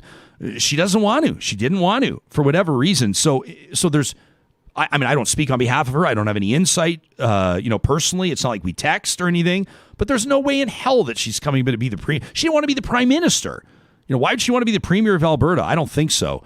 Adriana LaGrange, one of you, or several of you had suggested Casey Maddu, maybe Tyler Shandro, Pat Rain. Pat Rain, who's sitting as an independent right now out of Slave Lake. You remember? There's no Dave Hancock, so to speak. That's the observation that the team at Y Station made. There's really that sort of era, at least it seems right now, in this current manifestation of the conservative politics. I mean, the Conservative Party of note, let me say, with no disrespect to the other grassroots and so-called fringe parties, this is the Conservative Party in Alberta right now. I know some of you from the Wild Rose Independence Party can be all pissed at me for saying that. I'm talking about by the numbers. I'm talking about who got 1 million votes last election, right? I'm talking about who's raising millions of dollars right now and who currently occupies the government's offices. That's what I'm talking about. But that so-called progressive side that we saw with the PCs, where you might actually have cabinet ministers, provincial PC cabinet ministers that might actually vote for the federal Liberals from time to time, though they may not advertise it. That era appears to be in a bit of a downswing right now in the province of Alberta. And maybe in other provinces as well. I'd be curious for our audience members in Ontario to chime in on that. There were some less serious responses as well. I mean, with regards to who you think could be the next leader. One of you nominated your cat. One of you nominated a clown. One of you said that they are all bad choices. Someone voted for Bullwinkle, which was a bit of an interesting reference. A potato, a baboon, an old jar of mayonnaise, an inanimate carbon rod, a tree stump, Donald Duck, a potted, is it ficus? Ficus? I would say ficus. A potted ficus with a Stetson on it. Can potted Is it a white Stetson? is ficus plural ficus or ficuses or fices? Listen, I had the answer for octopuses. Yes. But I do not have the answer Which, for this. But you know what? By the way, you blew my mind on that one. You're welcome. I would 100%. I actually thought it was, to be honest, no offense to you, Sarah. You're such a great add to the team. You know, I don't mean any offense. But when you posted the question asking what is plural octopus and octopus is octopi, I was like, stupid question. No offense. You were relatively new at the time. I was like, we're gonna have to talk to her about these stupid questions. And then I got it wrong. Boom. We learn something new every day. Boom goes the dynamite. Today we've learned about Harry Hill. The other day we learned about octopuses. My question was, can a potted ficus drive a blue pickup truck? If so, you may be able to get elected in Alberta. Thank you to those of you that nominated me. I think my chances of leading that party are probably shot. And then a note from Chris Henderson, who's the chief strategist at Y Station. He says the rest of the responses were very mean and I could not add them here. So it would indicate to me that some of you had a great deal of fun with our question of the week. Thank you to those of you that filled it out. You look like you have something very important to say, Sarah Hoyles. Very important. Yeah. Plural of ficus. Oh, geez. Okay. Thank you. Is just like octopuses. Ficuses? Ficuses. Okay. Interesting. And did you know? No, I didn't. That the ficus is technically a weeping fig. A weeping fig. That sounds like a great insult for somebody if you don't want to use profanity. You're nothing but a weeping fig. Look at you. What are you doing? You're just It sounds very Monty Python-esque. a weeping fig. Like, yeah. And then if I was caring for it, it would be the weeping fig that's not dead yet. Buddy, has that thing had water in a month? The thing is just dying on the, well, it's merely a flesh wound. So that's not one, but two fact checks from Hoyles. Well, I don't know if the other one is technically a fact check as opposed to a more fulsome examination of some of the surrounding and supporting details. Just another thing that I bring. You know what we should do is I love this on these sports talk shows where they have, they can call this, I think one of them calls the segment, You Blew It. I think on PTI they call it You Blew It.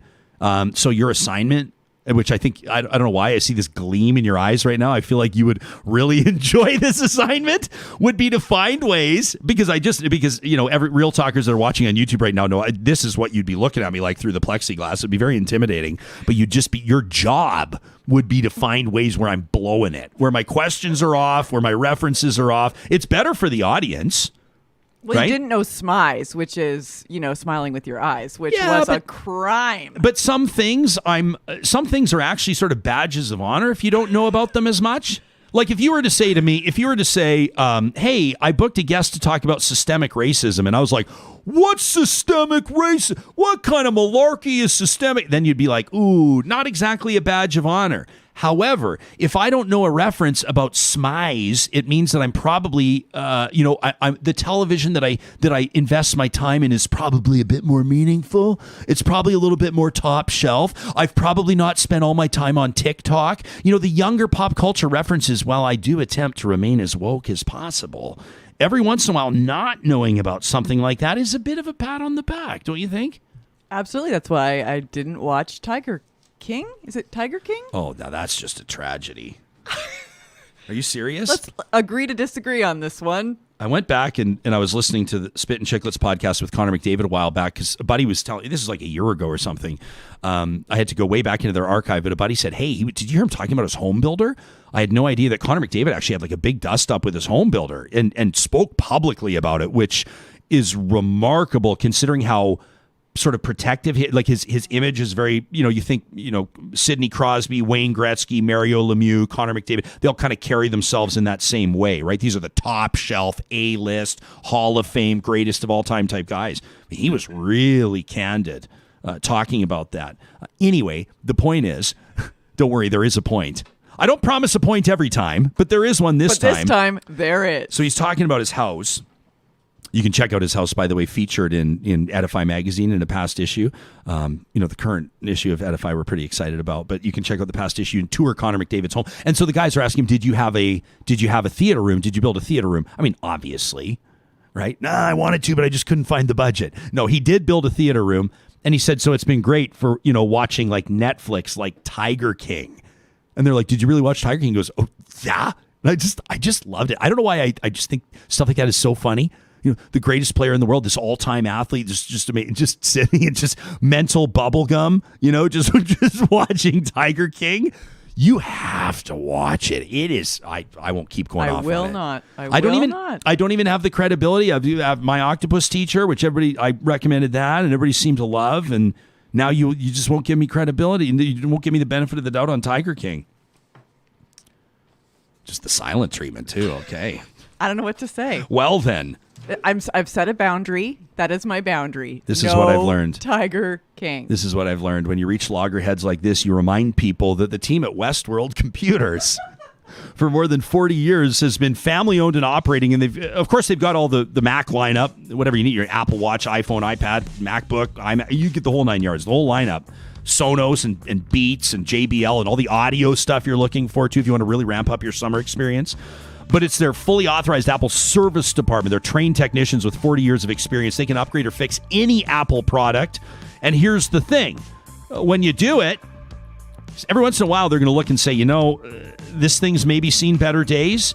Well, they have this trade-up program, and Westworld is proud to give you the highest value for your trade. They'll even transfer your data to your new Apple product in complimentary fashion. You can learn more or book your appointment for service at westworld.ca.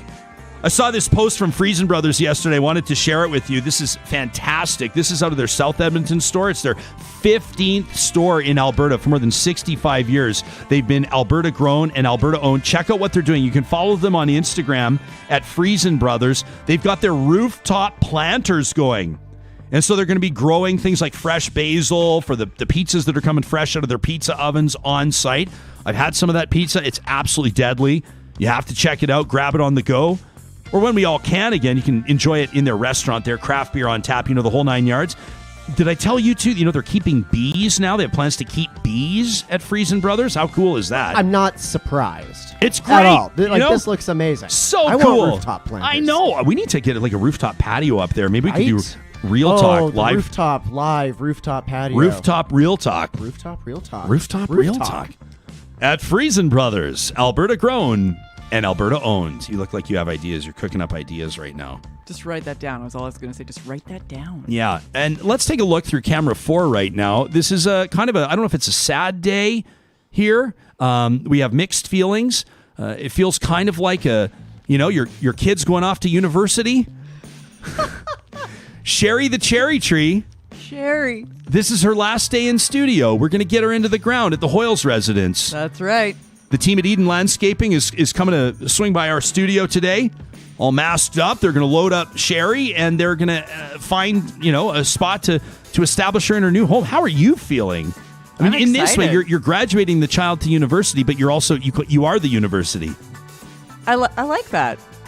I'm excited. I mean, it's really a goodbye for you two. Sam and I are gonna.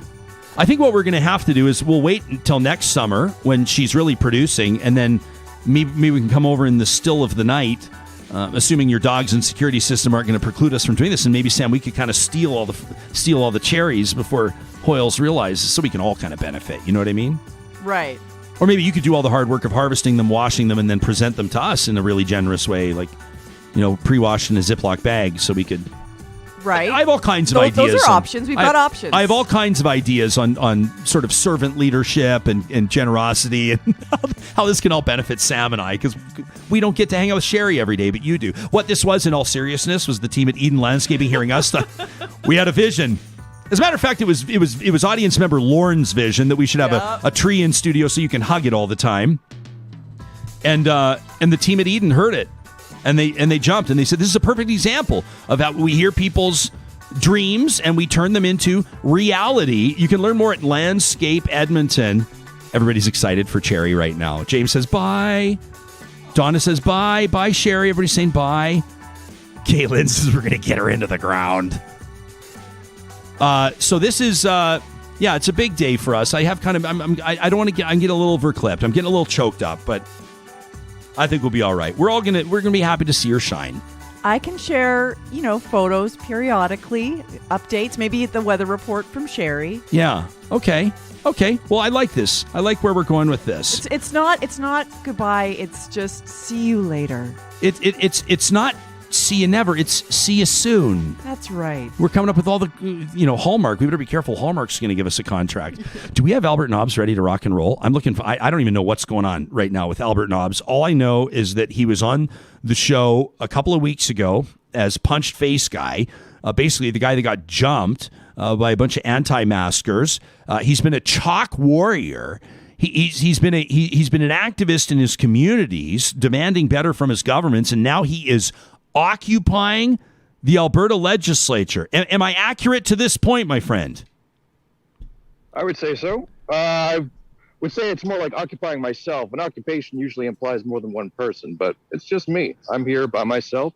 I've got a lot of support from people online. I've been getting sent food and lunches and stuff. A guy from Calgary bought me lunch, which skipped the dishes yesterday. That was really nice. Like they had someone from Calgary ordered it and had it dropped off at the ledge?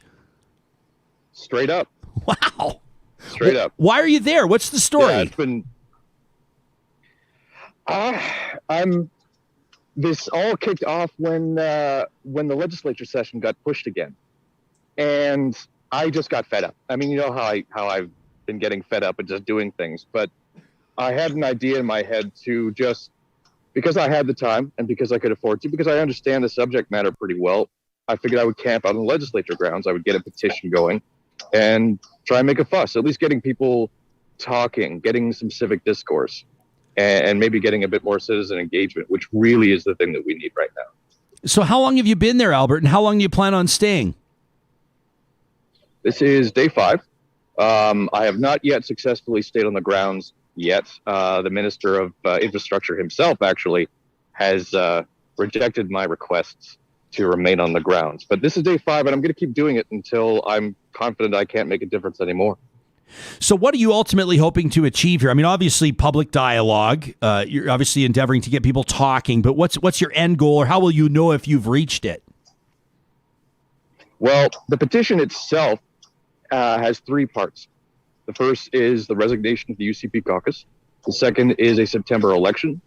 And the third part is the handoff of the pandemic response to municipalities and AHS. The reason I'm doing it in this way is just because our ability to protest effectively has been curtailed. That's not the government's fault, technically. That's just been something imposed upon all of us.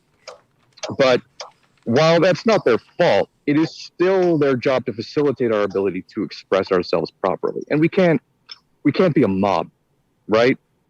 We can't get together and march or occupy as a group or anything like that. But I could be a guy camping out and devoting a lot of time and bringing a lot of attention persistently to this issue.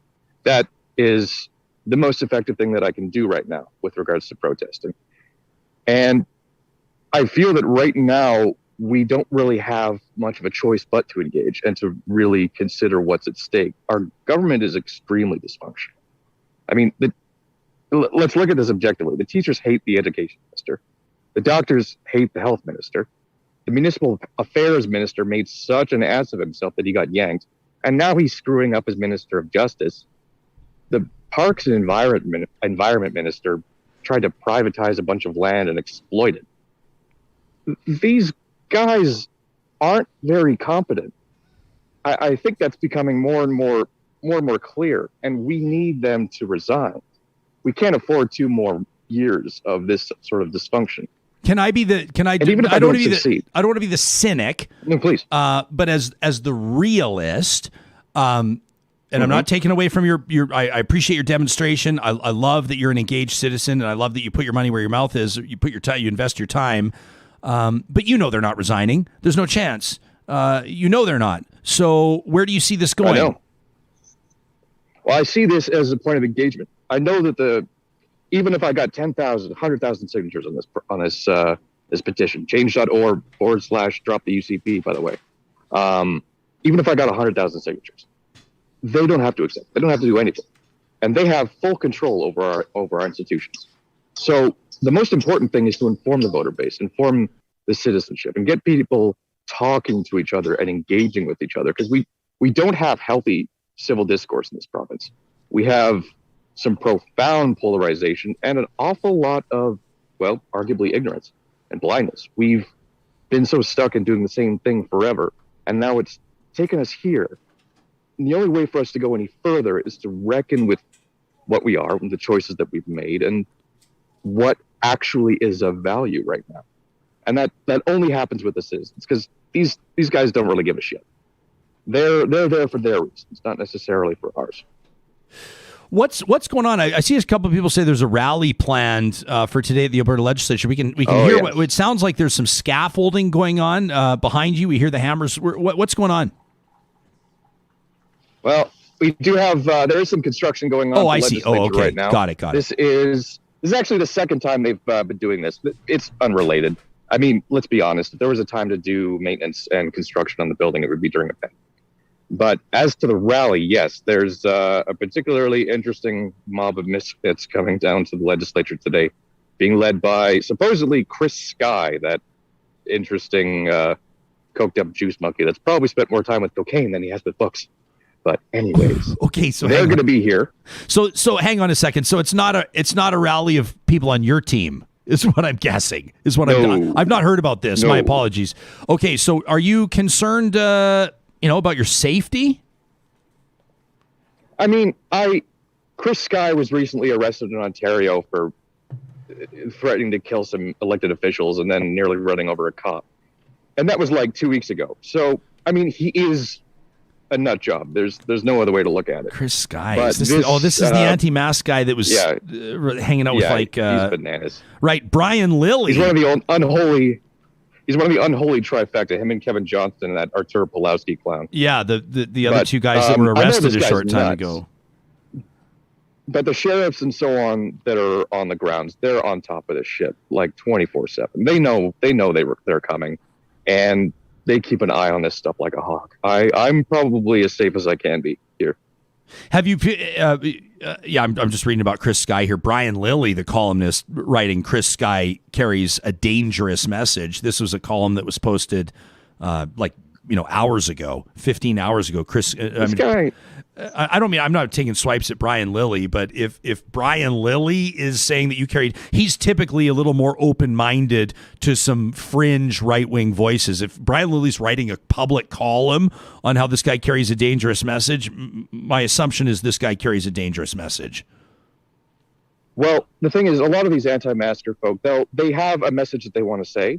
And I mean, it's all started with, Bill 21, and some serious concerns about how that was put into play. And over time, it morphed into something that's more, anti-science. But you still get those people that are doing these rallies because they have an ideal they believe in. And you'll always have, some crazy fringe people following them around.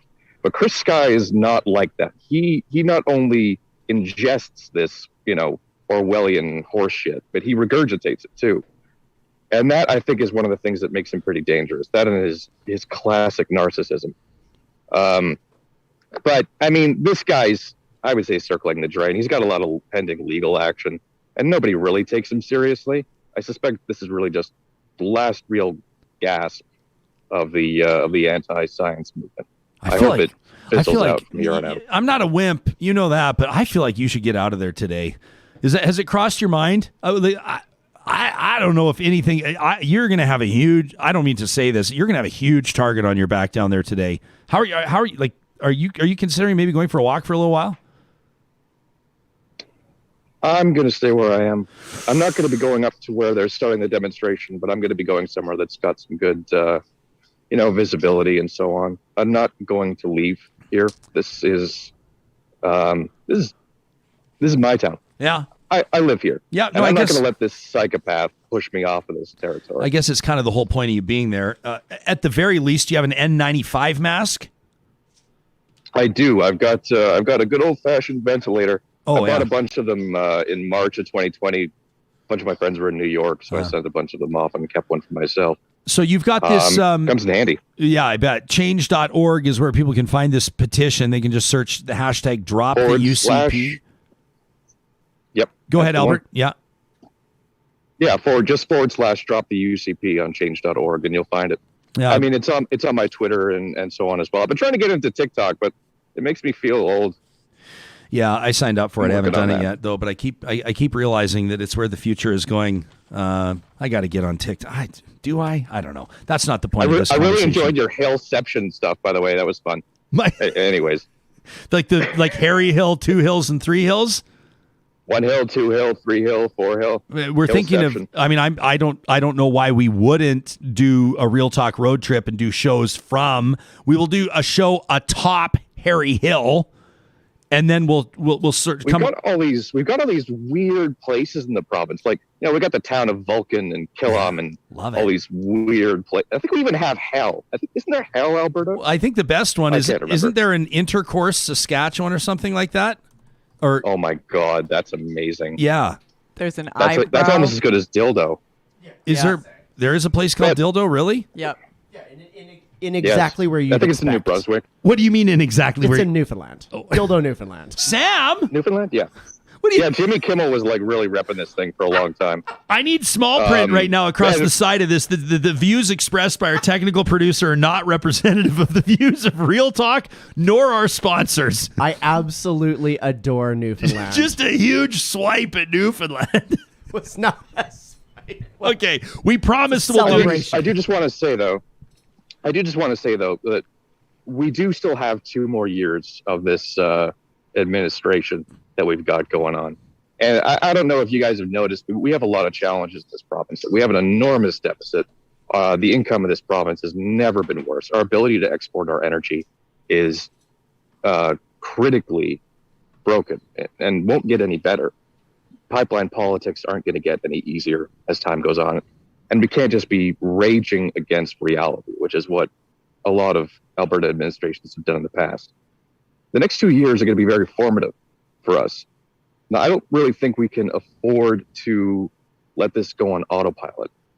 We have to bring attention to these things. If the UCP isn't going to resign, even after all of these challenges and confidence, we need to be engaged because we need to be ready. Albert, I admire your conviction, man, and I'm grateful that you've made time for us on the show today, and I wish you my pleasure. Good fortune and safety, and I know you'll make smart decisions and all that kind of stuff. If people want to follow you, just your Twitter account's probably the best way to do it. Is that are you on Instagram too? I not anymore. I don't have enough time to keep up with all this social media stuff. I go on Twitter and it's like 50 notifications. I don't know what to do. Yeah. But Twitter is the best way to get in touch with me by far. That's at Albert _Nobbs. Throw me a DM if you want. Yeah, your DMs are open. Throw me a DM if you really want, and I'll chat with you. All right, guys, slip into his DMs or go say hi. Bring the guy a sandwich. And hot food is always welcome. No more water. I have way too much water. Lots of water. And too much water. You're probably not crushing beers out there on the legislature grounds. Say you don't want to become a heat Not scorer. so much. Yeah. All right, buddy. No, I got tons of snacks. I got enough protein to feed a village right now. So, if you want to sign a petition, you want to share it around, you want to come and visit and talk, and maybe bring me some hot food, that's always welcome. All right, Albert. I love it. The guy that walks the walk, so to speak. Thanks for hanging out with us this morning. Yeah, real pleasure, man. Thanks a lot, Ryan. Yeah, you got it. That's Albert Nobbs. You can find him on Twitter at Albert _Nobbs. Somebody that cares very deeply about his community and he's living. He's occupying the legislature, so to speak. I mean, he's camping out there to send a message. On the Real Talk, I know that some people are a little bit concerned about his safety. It'd be kind of cool maybe if some people went down there and hung out with him. I guess I could probably do that, although I'll probably not. I have a feeling if I were to show up and this other guy was to show up, that it might, you know what I mean? Might be a little bit combustible. Although maybe we could just go live on Instagram and just see what happens. That's more of an Ezra Levant move than a me move, to show up and stir things up like that. Joe lets us know that out in Newfoundland, there's a dildo brewery. And he says, I have the T-shirt, but my wife won't let me wear it. There is Conception Bay, Newfoundland, Harry Hole, Newfoundland. My thesis was Newfoundland has a sense of humor. Yeah. They're good at laughing at themselves. Oh no, Sam! You've already called on the whole province. You're in serious trouble right now. They're on their way over. They're on their way down from Fort McMurray downwards with you. Oh, there's a truck convoy coming for me. Oh. Yeah. People are pointing out, and I did make a mistake. I mean, Sarah Hoyles is like the fact checker. Like, are you ready to jump in and remind me that it was not Intercourse, Saskatchewan? It's Intercourse, Pennsylvania, but it is Climax, Saskatchewan. Right. There's also an elbow and an eyebrow, Saskatchewan. Eyebrow, Saskatchewan. Yeah. Yeah. James says, Jespo, I think you'd give Chris Sky the oxygen he desperately wants. I mean, here I am saying his name. I don't know much about the guy. I just know that there was he was filmed some video showing up. I think he was out, if I'm thinking of the same guy, he came out for the Grace Life Church thing. Remember the fence went up around Grace Life Church and a bunch of people were showing up, like this Kevin J. Johnston guy, the mayoral candidate out of Calgary that's basically like just a bigoted jerk that's been convicted in court, that owes a lot of money as part of a civil suit that was ruled against him. He was selling coffee with horrific sort of racist branding on it. I mean, this guy's just a real piece of work, running for mayor down in Calgary. And then you've got this Artur Pavlovsky, these two brothers that were organizing a lot of these things. They got arrested. You remember on the side of the Deerfoot? We showed you that video a while back, Calgary police arresting them for organizing these big church gatherings. It's what had prompted and I'm pretty sure if this is the same guy, that's the same guy that was, they were shooting videos and the video, we're on our way to the rally and they're not going to know what's coming. They're not going to know what hit them. And the only thing I could think about at the time is, can you imagine being like if I can just use the language for a second, can you imagine being a Christ follower? Can you imagine being a congregant? Can you imagine being a member of this church? And these are the guys that are jumping to your defense. These are the guys that are speaking to the media and that are posting videos from outside the fence of your church. These are the guys that are representing you when it comes to the public discourse around the issue. I mean, it would be appalling for anybody with any sense of what, I mean, I don't need to get too religious and use the terminology here, but like agape love or what being Christ-like would look like. I mean, these are the guys that are representing you. That's when you know you're on the wrong side of the issue, my friends. In this case, you are on the wrong side of the fence. In this case, you're following the false prophets. You guys are in serious trouble. That community is going to have. But you know what? The more that we talk like this, I'm off on a tangent right now, the more they're going to feel alienated, the more they will become emboldened, because their leadership will say, you look at this, right? This is secular society turning against you. You're right to, I mean, geez, these are the things that go on in my mind. You worry about talking about this kind of stuff. Absolutely. We have to talk about it. That idea, and I understand James' point where he says, I can give this guy, we can give these guys oxygen. And there are issues that we do not talk about. There are people whose names I don't mention on the show intentionally because it will make them famous. It will put them on people's radar where they don't deserve. But other times, you can't ignore this stuff. The Watcher says that image of the Pavlovskys, the brothers getting arrested and sort of essentially hogtied, is so much better with the Calgary Stampede logo added on top of it. That from the Watcher. Want to remind you that the teams at the Dairy Queens of Northwest Edmonton and Sherwood Park, Dairy Queen's like, really? You're going to roll in hot off of that into our ad read? Hey, I'll tell you this, Dairy Queen, everybody's paying close attention right now. So if you have a pen or pencil out, or maybe you just need to commit this to memory, the 6 locations we're talking about that Mark and Michelle and Michael own are Palisades, Nemeo, Newcastle, Westmount, Y Gardens, and Baseline Road. Till the end of May, you got about 5 days left-ish. Hang on. 30 days has to April, June, and November. Okay, yeah. $1.99 peanut butter parfaits. It's great if you can roll it. You just say, I'd like the peanut butter parfait Jespo style. You can say, I'm a real talker. I'd like my peanut butter parfait. And you're going to see him ring it in on the drive-thru menu, and it's going to go, poof, and it's going to go $1.99. You're going to go, what? I thought these were like $6. And they will say, you would be right. So they're not coming on the police scanner. This is my best drive-thru voice. But because you're a real talker, because you name drop me, they're going to give you peanut butter parfaits for $1.99. This is the layers of creamy vanilla soft surge. This is the rich hot fudge. And of course, the peanuts, topped off with DQ's trademark curl and red spoon. If you're looking for a new whip to pull your trailer this summer, you know you don't look any further than Ram. I mean, this is the award-winning truck that Albertans have come to know and love across Canada. Canadians pulling fifth wheels, Canadians getting out into the bush are doing it in their Ram. The half-ton, the three-quarter-ton, and then that big one-ton I had a chance to drive a while ago. You don't even feel it. We were pulling a boat behind a one. You don't even feel it. You don't even know there's a boat behind you. With the Ram 1-ton, they have a better selection at Sherwood and St. Albert Dodge than you'll find anywhere else in the province. They share their inventory. That's better news for you. And a quick reminder that our friends at Kubi Energy present Positive Reflections, our first show of every week. Yesterday's was so wonderful. Are you kidding me? When we went out on the singing, Kipper, the beagle. By the way, we had a follow-up email. He said, yes, Kipper was indeed a purebred beagle. He was. Our eyes were right. What a beautiful, beautiful expression of the love we have with our feathered or furry family members. The hairy ones, too, atop Harry Hill. There's Kipper. We wouldn't have these Positive Reflections without the team at Kubi's support. You know, they're installing solar projects across Western Canada right now. All their installers, Tesla certified. These are electrical apprentices and certified electricians. You know the job's being done right. Kubi can help you realize your sustainability goals today. Give them a shout or check them out online at kubienergy.ca. Want to let you know, tomorrow we're going to talk to Dr. Taysine Lada. We're going to find out more about kids and vaccines. So many of you, the young families that are watching, even grandparents, teachers, have some questions. We're going to get to those right out of the gates, and we're going to have a little fun. When? Right? Meow! When we talk to the team at CatFest. That's coming up tomorrow on Real Talk. We'll see you then.